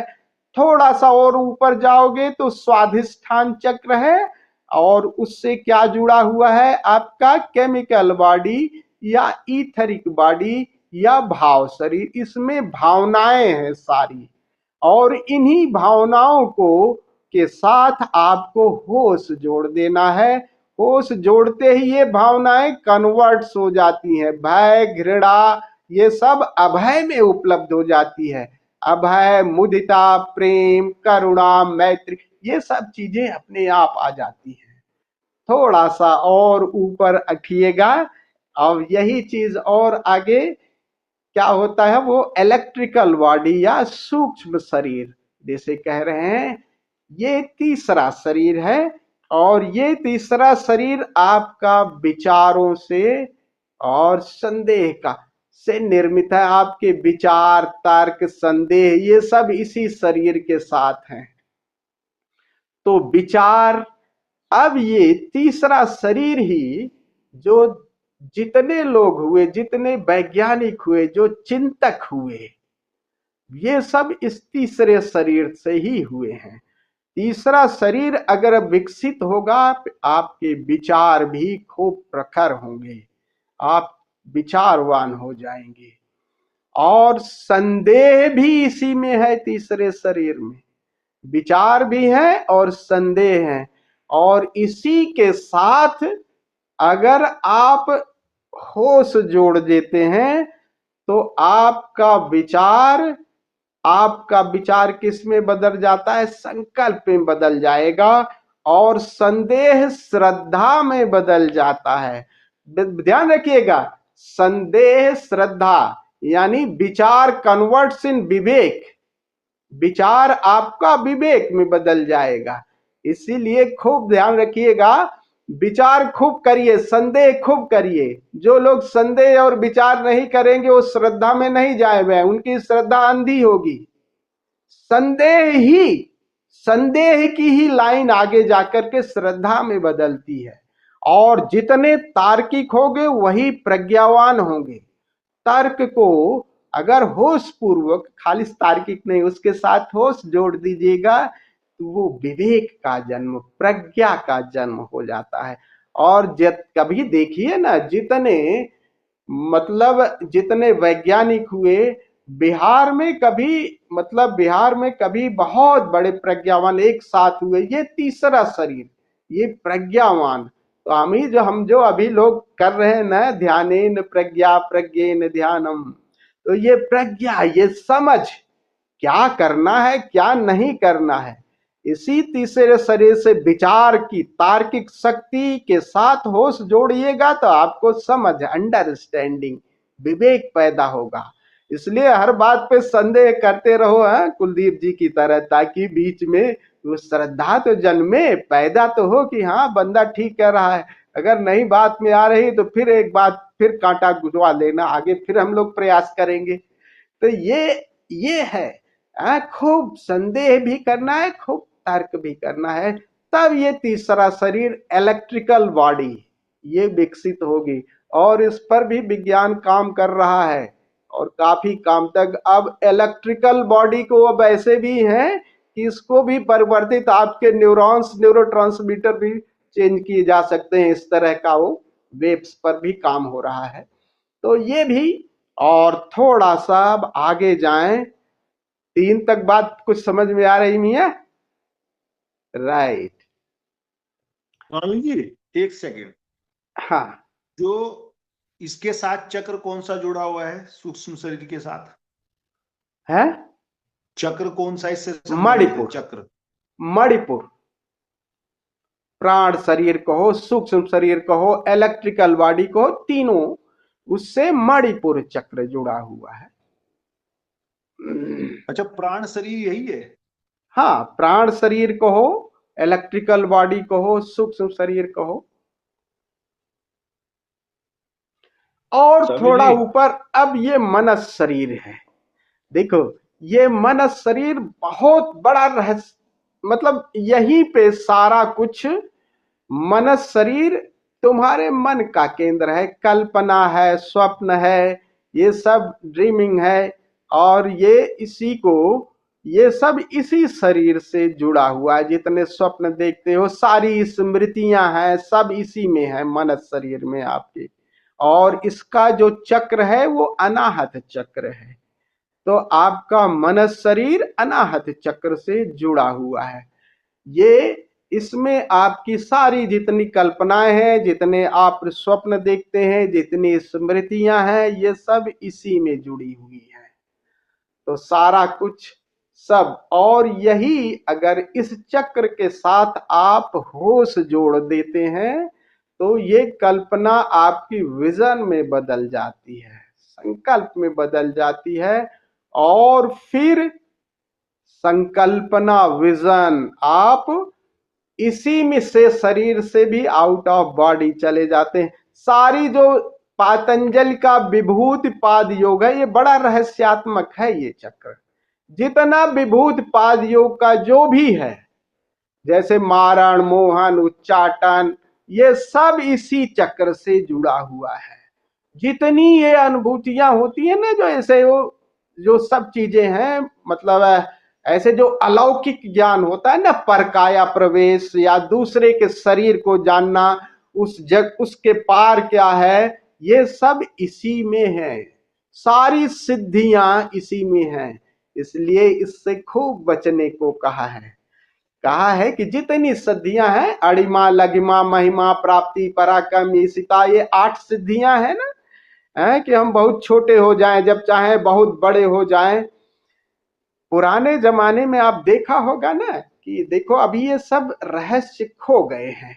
जैसे सुसैन वैद्य हुए, हकीम लुकमान हुए, धर्मवंतर हुए, ये वृक्षों से बात कैसे करते थे? इसी मनस शरीर के कारण से वो सीधे टॉक कर लेते थे, क्योंकि ये शरीर से, ये अब भाषा नहीं, लैंग्वेज, आप सीधे जिसमें भी प्राण होगा, स्पंदन होगा, इससे सीधे बात कर सकते हैं। सूक्ष्म शरीर जाएगा तो उस सीधे बात कर सकते हैं। लैंग्वेज की यहाँ पे कोई जरूरत नहीं है।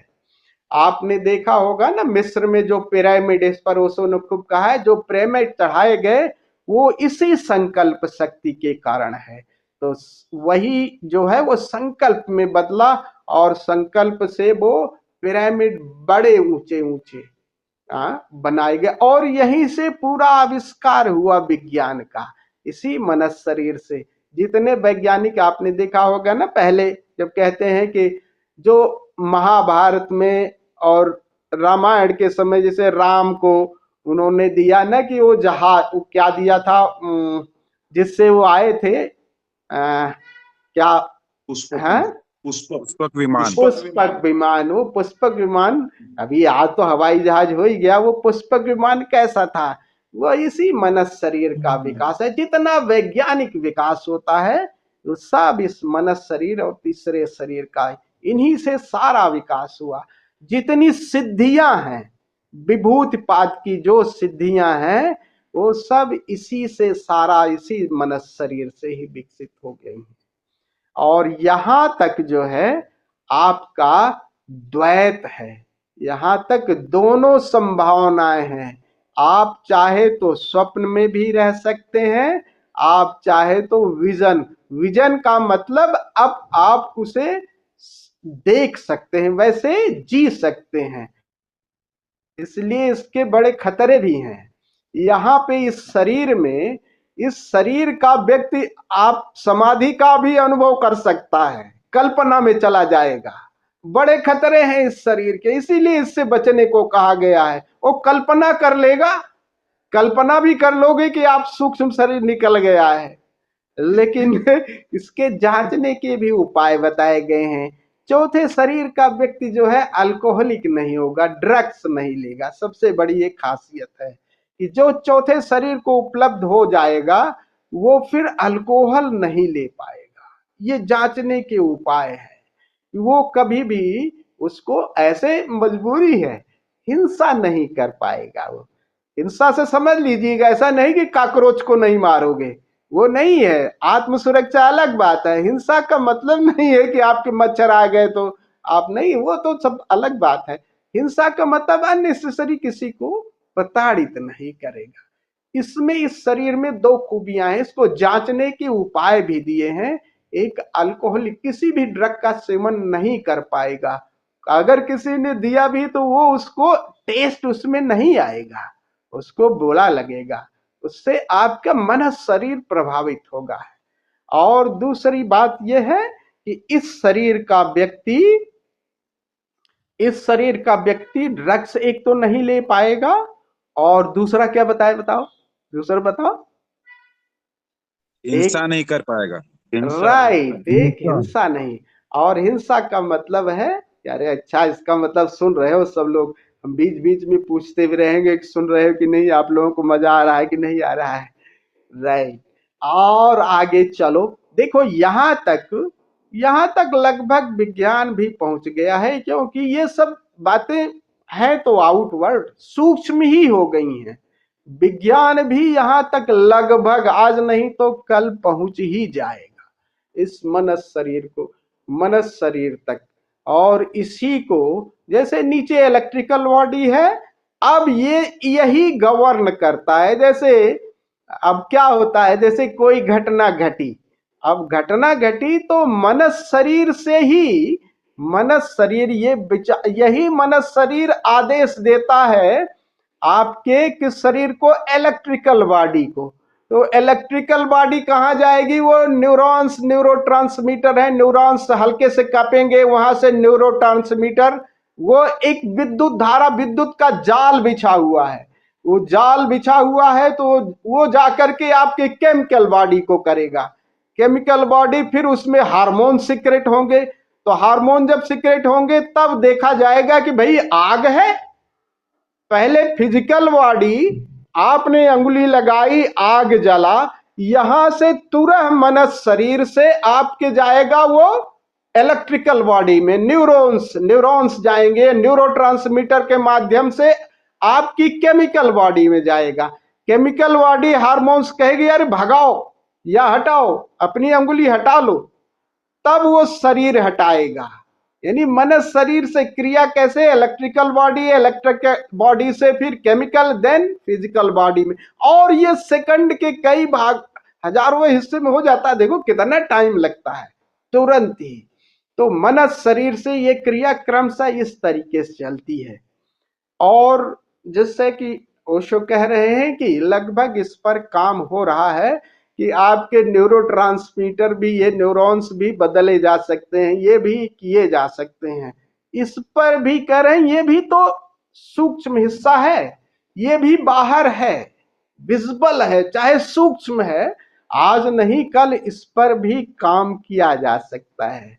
जैसे तीसरे शरीर पर इलेक्ट्रिकल बॉडी है, इलेक्ट्रिकल बॉडी का क्या है, खूब प्राणायाम करते हो, इलेक्ट्रिकल बॉडी को खूब एक्सरसाइज करते हो, क्यों न कहे ऐसे ऑक्सीजन के चैम्बर, ऑक्सीजन इनहेल खूब करते हो, ऑक्सीजन का चैम्बर इतना निर्मित कर दिया जाए कि जिसमें थोड़ी सी सांस में आपके ऑक्सीजन उसी लेवल पे हो जाए, तो आपकी इलेक्ट्रिकल बॉडी बढ़िया हो जाएगी। केमिकल के तो आजकल मेडिसिन आई गई, केमिकल बॉडी को भी किया जा, कह रहे हैं इस पर हुआ जा सकता है, इस पर काम कर सकते हैं, ये भी ऐसे हो सकता है।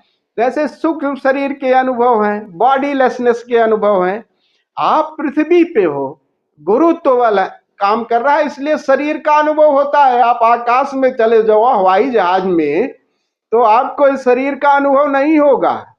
आप शरीर जैसे बिल्कुल पत्ते की तरह हो जाएगा, जिसको आप बहुत मेहनत करके आप खूब करते हो। आपको ये अनुभव अगर लेना है तो ये अनुभव या ऐसा यहीं पे भी विदाउट ग्रेविटेशन के एक ऐसा बनाया जा सकता है। आज नहीं कल वैज्ञानिक जब इस पर काम करने लगेंगे तो ये भी किया जा सकता है। अला वैज्ञानिक अभी जीविकोपार्जन पे लगे हैं, कैसे स्वस्थ हो, लेकिन कल कोई वैज्ञानिक अगर आध्यात्मिक होगा तो कहेगा यार इन आध्यात्मिकों को भी कोई सुविधा दो अभी खाने पीने की। तो उनके लिए ऐसा न क्यों चैम्बर निर्मित किया जाए कि जो इस यात्रा पर हैं कि हम बॉडी लेसनेस की स्थिति में पाए, तो ऐसा चैम्बर नहीं जहां गुरुत्व बल कम हो। अब योगी क्यों पहाड़ों पर हिमालय पे जाते, थोड़ा वहां गुरुत्व बल कम हो जाता था। तो जो श्वास के माध्यम से, क्रिया के माध्यम से हम निर्भर होते हैं, वो हम इस तरह से निर्मित करके निर्भर हो सकते हैं। क्योंकि वायुयान तो थोड़ा मुश्किल हो जाएगा ना, महंगा सौदा है, तो कम क्यों न कहीं यही कोई चीज इस तरह का निर्मित की जाए। तो ये इसके खतरे भी बहुत ज्यादा हैं। मनस शरीर सबसे ज्यादा मूल्यवान है, और इसके खतरे ये हैं कि यहीं से, चूंकि यहाँ पे एक फाल्स समाधि भी लगती है, मनस शरीर में जो जड़ समाधि लगती है, असल में समाधि बता दूं, समाधियां किसी पर्टिकुलर शरीर में नहीं लगती, दो शरीरों के बीच लगती हैं। तो पहले जो तीसरा और चौथे शरीर के बीच जो जड़ समाधि लगती, वहां भी एक शून्यता घटित हो जाएगी। हाँ, वहां भी एक निद्रा जैसी, तो जड़ समाधि इसी के बीच लगती है। तो आपको यहीं से भी अगर नीचे आ गए तो आपको वो जड़ समाधि, तो यहाँ पे बहुत सारे साधक इसी में मजा लेने लगते हैं। यहाँ पे रुकने की बहुत संभावना और ये है कि यहाँ विभूतियां हैं, यहाँ सिद्धियों में रस लेने लगे, तब फिर आप यात्रा नहीं कर पाओगे आगे। इसी पर इसका बड़ा पसारा है ऋषियों। अगर आप, और ये सब इसके लिए आपको, इसके लिए आपके लिए शिक्षा दी जा सकती है। इसके लिए स्कूल पाठशालाएं, इन चारों शरीरों के लिए, अगर इनके लिए पाठशाला है, आप ऐसा करोगे आपको हो जाएगा। कुछ मंत्र हैं, कुछ टेक्निक्स हैं जिनके माध्यम से आप ये सब सिद्धियां रिद्धियां ये पाई जा सकती हैं। लेकिन इसका चेतना से, होश से कोई संबंध नहीं है बहुत। अगर आपने लक्ष्य यही लिया है तो तब होश वहीं तक रहेगा। लक्ष्य अगर आपका सत्य और आनंद है तब आगे यात्रा करेंगे, नहीं तो यहीं रुक जाएंगे।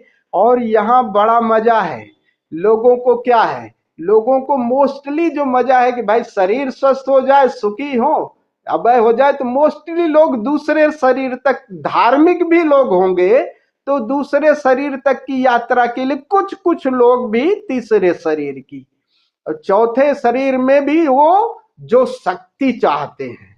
अब देखो ये अहंकार कैसे कैसे, जो शक्ति चाहते हैं कि यार दूसरे को मार दूंगा मैं, मेरे पास मेहनत ताकत तो कम है लेकिन मंत्र तंत्र के माध्यम से उसका सत्यानाश कर दूंगा। अब ये लोग सिद्धियों में रिद्धियों में रस लेंगे, ये लोग रस लेंगे, और उसमें रस लेंगे, अल्लाह इसकी कहानी आगे बताऊंगा, इसमें बड़ी दिक्कत होती है। और इसमें जब रस लेते हैं तो आपका शरीर, क्योंकि इसमें एस्ट्रल बॉडी निकलती है, एस्ट्रल बॉडी निकलेगी तो आपकी फिजिकल बॉडी आपकी बेकार हो जाती है, शरीर बेकार हो जाता है। ये कहानी फिर और एक बार बताएंगे, इसमें कैसे हमारा एक साथी कैसे उसमें गड़बड़ हो गया, काफी लंबा टाइम हो रहा है, तो वो भी इसी रिद्धियों सिद्धियों में फंस गए। तो इसमें बहुत पतंजलि ने विभूत पाद पे बहुत सावधान किया है, और यही इस चक्र की बड़ी संभावना है। और यही चूंकि अनाहत चक्र से जुड़ा हुआ है तो यहीं से वो ध्वनि भी सुनाई देती है। अगर आपको वो ध्वनि सुनाई देने लगी तो इसका मतलब आप अनाहत चक्र तक पहुंच गए। यहीं से वो जो शून्य का संगीत यहां से सुनाई देने लगता है। यहां तक द्वैत की यात्रा है, यहां तक आपकी दोनों संभावनाएं हैं। तो प्रकृति जो देती है शुरू के दो शरीरों तक देती है, उसमें कोऑपरेट करेगी, उसको चाहिए कि वो उसका संवर्धन संवलन होता रहे, इसलिए दो बॉडी, फिजिकल और केमिकल बॉडी को सहयोग करती है। लेकिन आगे की यात्रा में उसमें आपको कुछ करना पड़ेगा। लेकिन द्वैत आपका जो रहेगा शरीर का, वो जो द्वैत रहेगा, दो भाग रहेगा, वो मनस शरीर तक रहेगा।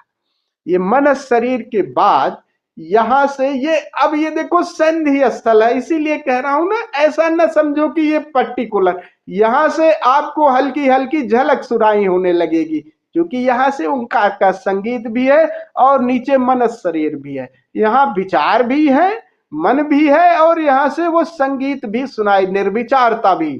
तो यहां से आप कभी कभी उसकी, उस शून्य की, उस निर्विचारता की झलक भी लेने लगोगे, ओंकार के साथ थोड़ा निर्विचार होने लगोगे। तो यहां तक तो क्या है, अहंकार रहेगा। यानी भाई लोगों को शक्ति भी इकट्ठी करोगे तो किसको, दूसरे को मारने में शक्ति का मतलब है कि दूसरे को दिखा देना चाहते हो, हम बहुत बड़े आदमी हो जाएंगे। मनस शरीर का है कि शक्तियों का पूरा भंडार है, खूब संकल्प शक्ति से ये सब पाया जा सकता है। रिद्धियां सिद्धियां क्या है, किस लिए पाना चाह रहे हो भाई, दूसरे को और दुखी करने के लिए या दूसरे को दिखा देने के लिए, इसमें भी अहंकार है। अब यहां पर अहंकार का मतलब मैं हूं, यहां पे सब कुछ दिखा देने की बात है। अब यहां से थोड़ी सी आगे जो यात्रा है, जैसे ही उस शून्यता की, उस ओंकार की झलक आपको लगाए, यहां से चैतन्य, यहां से अब एक रह गया, यहां से द्वैत खत्म हो जाता है। तो यहां से अगला जो है वो आपकी स्पिरिचुअल बॉडी है, और उसका जो केंद्र है वो चक्र क्या है, विशुद्ध चक्र, ठीक पीछे। और स्पिरिचुअल बॉडी, यहाँ आत्म शरीर, यहाँ पर क्या होगा, मैं तो गायब हो जाएगा, एमनेस रह जाएगी, क्योंकि यहाँ पे लगभग एक अद्वैत की आपको झलक आने लगेगी। यहाँ नीचे, इसके नीचे का जो है द्वैत है। अब यहाँ से स्कूल आपको काम नहीं करे, यहाँ अब कोई शिक्षा काम नहीं करेगी, यहाँ पे कोई शिक्षा काम नहीं करेगी। इसके बाद आगे आपको गुरु मिल गया, अब आप आगे की यात्रा करो। इसीलिए पुराने जमाने में जो ब्रह्मचर्य का जो था वो 7-7 वर्ष का था, कि 7 वर्ष तक आपका शरीर विकसित हो जाए, अगले 7 वर्ष केमिकल बॉडी विकसित होगा, अगले 7 वर्ष आपकी जो इलेक्ट्रिकल बॉडी, फिर मन शरीर, ये 4 शरीर विकसित हो जाए, तब आप गृहस्थ में जाओ ब्रह्मचर्य। यानी 28 वर्ष, वो 25 वर्ष मान करके किया गया था कि ये इतने शरीर में, मतलब शुरू के जो 7 शरीर है आपका भौतिक शरीर निर्मित हो जाए, अगले में आपकी केमिकल बॉडी जैसे तो जो भी है वो सब अच्छे ढंग से सब निर्मित हो जाए, और वो फिर तर्क की शक्ति, ये सब संकल्प, संदेह, तर्क, ये सब गुरुकुल में सब बता दिया जाता था।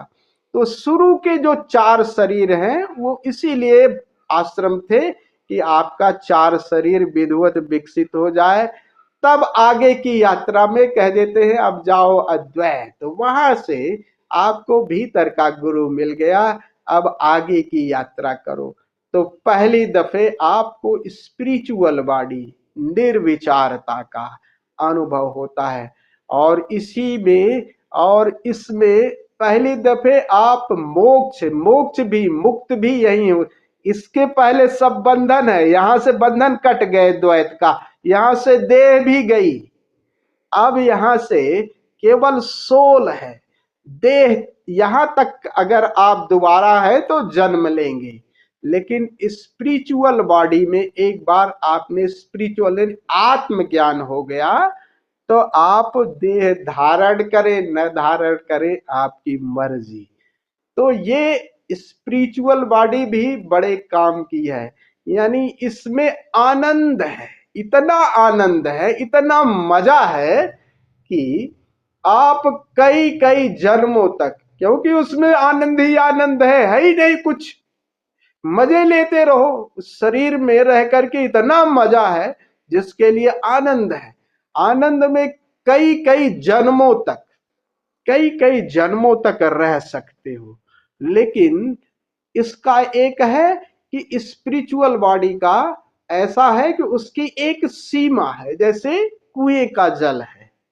आत्म शरीर अपने को जाना है, हूं का जाना है, लेकिन किसी दिन आपको इस स्पिरिचुअल बॉडी से अगर सत्य की तलाश में हो कि जानना तो अभी रह गया है यार, अब माना कि आनंद है तो किसी दिन आनंद से तुम्हें लगेगा अभी जानना तो रह गया है, इसके पार क्या है। तो किसी दिन देखोगे यार बाहर भी तो है, चलो मैंने ठीक है अपने को जान लिया, लेकिन बाहर क्या है इसको भी। तब आगे की यात्रा ब्रह्मास्म की यात्रा होगी कि बाहर भी हम जुड़े हैं, तब तुम कुएं से और गहरे जाओगे। भाई चलो ठीक है हमारा कुआं। और यहाँ पर यहाँ तक की जो वैज्ञानिक व्याख्या की जा सकती है, इसके आगे यहाँ तक भी उसको कहते हैं कि कल नहीं हो सकता है। अगर वैज्ञानिक आध्यात्मिक चित्त के कह रहे हैं कि वैज्ञानिक अगर आध्यात्मिक चित्त का होगा तो आज नहीं कल वो इसका भी इस स्पिरिचुअल बॉडी तक जा सकता है, क्योंकि स्पिरिचुअल बॉडी है तो अति सूक्ष्म है, लास्ट है, अति सूक्ष्म है, लेकिन है तो सूक्ष्म। उसको भी मतलब इसका भी प्रशिक्षण दिया जा सकता है। तो वैज्ञानिक यहाँ तक जा सकते हैं। तो कह रहे हैं आज नहीं कल यहाँ तक जाया जा सकता है। और यहाँ पर चूंकि शरीर है नहीं, सारे बंधन मिट गए हैं, इसलिए आनंद इतना है, न जन्म लेने का सुनने कुछ नहीं, लेकिन एक आपकी स्पिरिचुअल, एक आपका जैसे आपका पार्ट तो है ही है, आप पार्टिकल में छोटे भाग में हो, लेकिन उसका आसपास और कौन है, उनके साथ भी कौन है, उसका भी एक भाव होगा, सत्य की तलाश। वो इसीलिए यात्रा करना अगर स्पिरिचुअल की, तो सत्य को, यानी जब तक जानने वाला ना खत्म हो जाए तब तक चलते रहना, चलते रहना। आनंद है, लेकिन आनंद के पार भी तो कुछ है। ये फिर अगले फिर ब्रह्म शरीर के लिए करती है वो काया। तो उसका जो चक्र है आज्ञा चक्र, और ब्रह्म है कॉस्मिक बॉडी। अब यहां जाकर के सब मामला अव्याख्या हो जाता है, क्योंकि स्पिरिचुअल बॉडी तक बहुत सारे लोगों ने यहीं तक बात कही है। महावीर जैसे लोगों ने केवल आत्म शरीर तक की बात की है, इसलिए नहीं कि उन्होंने निर्वाण को नहीं जाना, इसलिए कि इसके बाद अगर कहोगे तो सब अव्याख्या, उसे यहाँ सब उल्टा हो जाता है। यहाँ पे विरोधी भी आ जाते हैं ना, ब्रह्म में छोटा और बड़ा एक साथ आ जाता है, यहाँ बातें अकत हो जाएंगी। तो यहाँ पे पहुंचा व्यक्ति दो बात विरोधी भी कहेगा, कभी कुछ भी कह देगा, कभी ठीक उसके उल्टा भी कह देगा, कुछ पता नहीं। तो सूफी जो मिस्टिक जो रहस्यवादी हुए, रहस्यवाद यहाँ से है, नीचे तक वैज्ञानिक बात है।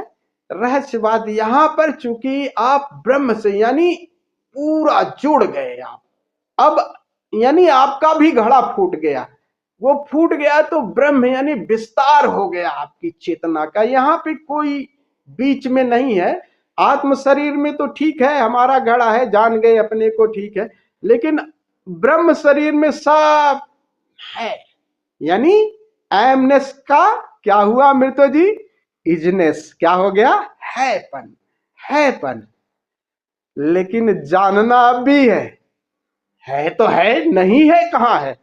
फिर ये प्रश्न उठेगा उसमें जानने वाले में, फिर नहीं है भी तो है, जीवन जाना मृत्यु क्या है, ठीक है के प्रति तो है, यानी जानने वाला तो अभी है, जान रहा हूं, नहीं जान रहा हूं को भी जानने की इच्छा होती है। तब क्या होता है, फिर कहते हैं हे रत हे सखी रिहा कबीर हेराए, ये अंतिम बात होती है। और ये कहते हैं ब्रह्मवेद, यहाँ पर ये दो जो है ना, आत्म शरीर और ब्रह्म शरीर, इसमें सदियों सदियों तक, मतलब ब्रह्म शरीर, आत्म शरीर में जिसे कहेंगे द्विज, आत्म शरीर में एक बार दोबारा आप जन्म, द्विज का मतलब है रीबर्थ, ट्वाइस बार, यानी जहां देह तो मुक्त हो गई, बंधन तो मुक्त हो गए, लेकिन आप जैसे दोबारा अगर चाहे तो देह जन्म ले सकते हैं ब्रह्म। अगर इस शरीर में आपका ज्ञान उपलब्ध हुआ और ब्रह्म ज्ञान नहीं हुआ तो आप फिर से जैसे देवता लोग होते हैं ना, ये इसी में इस शरीर में फिर आप ब्रह्म ज्ञान में फिर शरीर की जरूरत नहीं रहती। फिर ब्रह्म शरीर में ऐसा नहीं कि विकास करते हैं, लेकिन उसका इस शरीर से कोई मतलब नहीं, इस देह से कोई जरूरत नहीं रहती। और यहां से फिर निर्वाण शरीर की यात्रा, यही से ब्रह्म से निर्वाण, फिर निर्वाण ब्रह्म शरीर में कालों काल तक रह सकते हैं, हम ब्रह्मास्मि। और फिर किसी दिन जब होता है, बड़ा मुश्किल होता है, क्योंकि अंधेरे से है पन से तो थोड़ा बहुत लगता है, जहां कुछ नहीं है वापस लौट के आ जाता है आदमी। जब गहरे अंधेरे मैं भी गया, बीज भी नष्ट हो जाता है। तो सत्य जब तक मैं न मिट जाऊं, जब तक मेरा जानना भी न मिट जाए, तब तक जानते जानते जानने वाला जब मिट जाए, वहां फिर कुछ भी नहीं, दिया भी जैसे बुझ जाए, वहां निर्वाण घटित हो जाता है। वो अंतिम बात है। तो ये थोड़ी सी जो अपनी समझ थी, आप लोगों को ये सब बताया। तो और कुछ इसमें जानकारी तो नहीं करनी है। फिर थोड़ा सा इसमें फिर कभी और बात करेंगे, और बहुत सारी बातें हैं इसमें। खास करके सावधान रहना है, इस यात्रा पर चले हो तो सत्य जानना अंतिम रखना, बाकी जब तक जानने को कुछ बचे, चाहे आनंद हो, चाहे नाद हो, चाहे नूर हो, चाहे कुछ भी हो, अगर कुछ है तब तक खोज चला जावे, जब तक मुद्दा नहीं हाथ आवे। जब तक मैं ही ना मिट जाऊं तब तक होश जानना जानना, और फिर वो जानना न जानने में अस्तित्व अनस्तित्व में प्रवेश करा देता है। और निर्वाण, अंतिम निर्वाण पद को घटना घट जाती है निर्वाण। जी हाँ, कुछ कहना चाह रहे हैं भाई? स्वामी जी ऐसा मेरे को ये तो क्लिक हुआ कि जैसे होम्योपैथी होती है ना, होम्योपैथी में एक पहले तो छोटा सी गोली टाइप होती है, हाँ उसको डाइल्यूट करते जाते हैं, हाँ हाँ फिर हाँ हाँ। जैसे जैसे सेटल कर देते हैं, फिर सेटलेस्ट हो जाती है, फिर एक पॉइंट पे क्या होता है कि बस उसको आप ढूंढ नहीं सकते वो कहाँ गई, मगर उसका इफेक्ट आता है। राइट राइट, ये बिल्कुल ठीक कह रहे हो। देखो होम्योपैथ से चूंकि जानकारी है मुझे ना, पहले मदर टिंचर बनाते हैं, वो मदर टिंचर की एक बूंद और उसको उसमें 10 बूंद पानी मिलाकर स्ट्रोक देते हैं, फिर वो 6x बनती है। 6x की एक बूंद, उसमें 10 बूंद पानी मिलाकर के स्ट्रोक देंगे, वो 30 में बनती है। 30 की एक बूंद और उसमें 9 बूंद पानी मिला के स्ट्रोक देंगे, वो 3200 पोटेंसी, ऐसे 1000। तो वो 1000 वो बाद में जो है वो बूंद तो कम रहे लेकिन उसकी शक्ति कितनी ज्यादा हो जाती है। सो राइट, बहुत सुंदर बहुत सुंदर। तो यही पैराडॉक्सिकल है कि बिल्कुल जब गायब हो जाता है तो और पावरफुल होता जा रहा है। बहुत सुंदर। तो हम लोग खूब मजा लिए, बहुत बहुत सुंदर। चलिए नृत्य करते हैं फिर विदा होते हैं।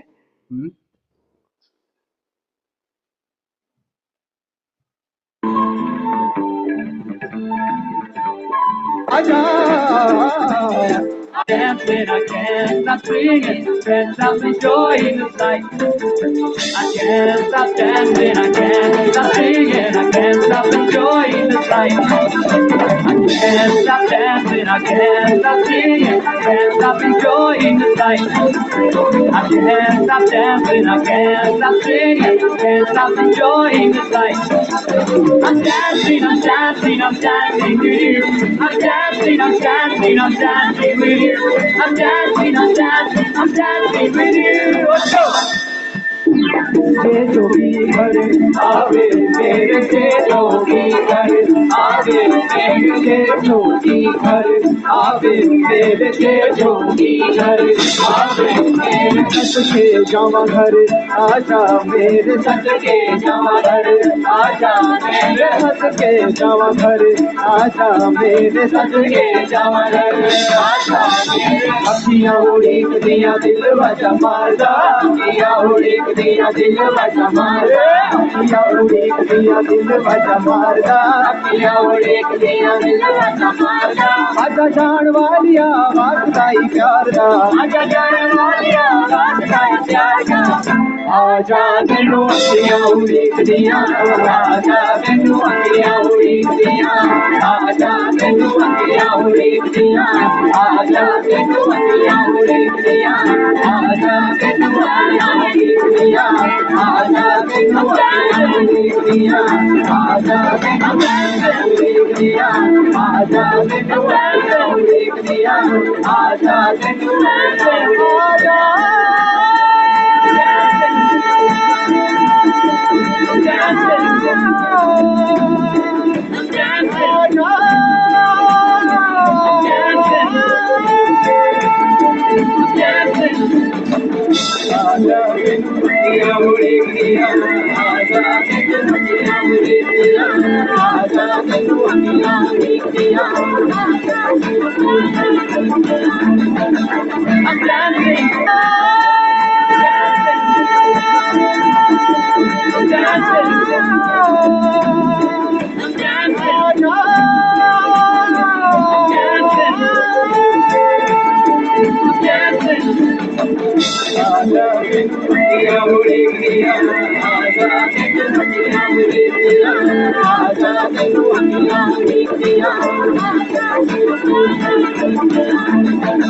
I'm dancing.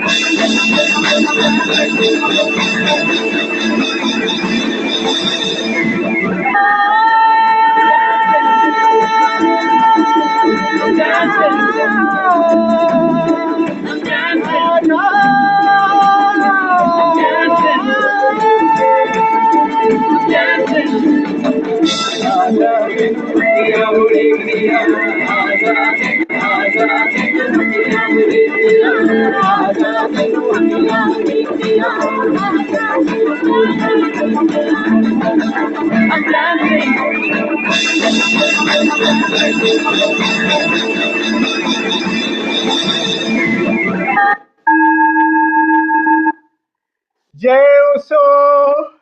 इस सत्र को यही विराम देते हैं।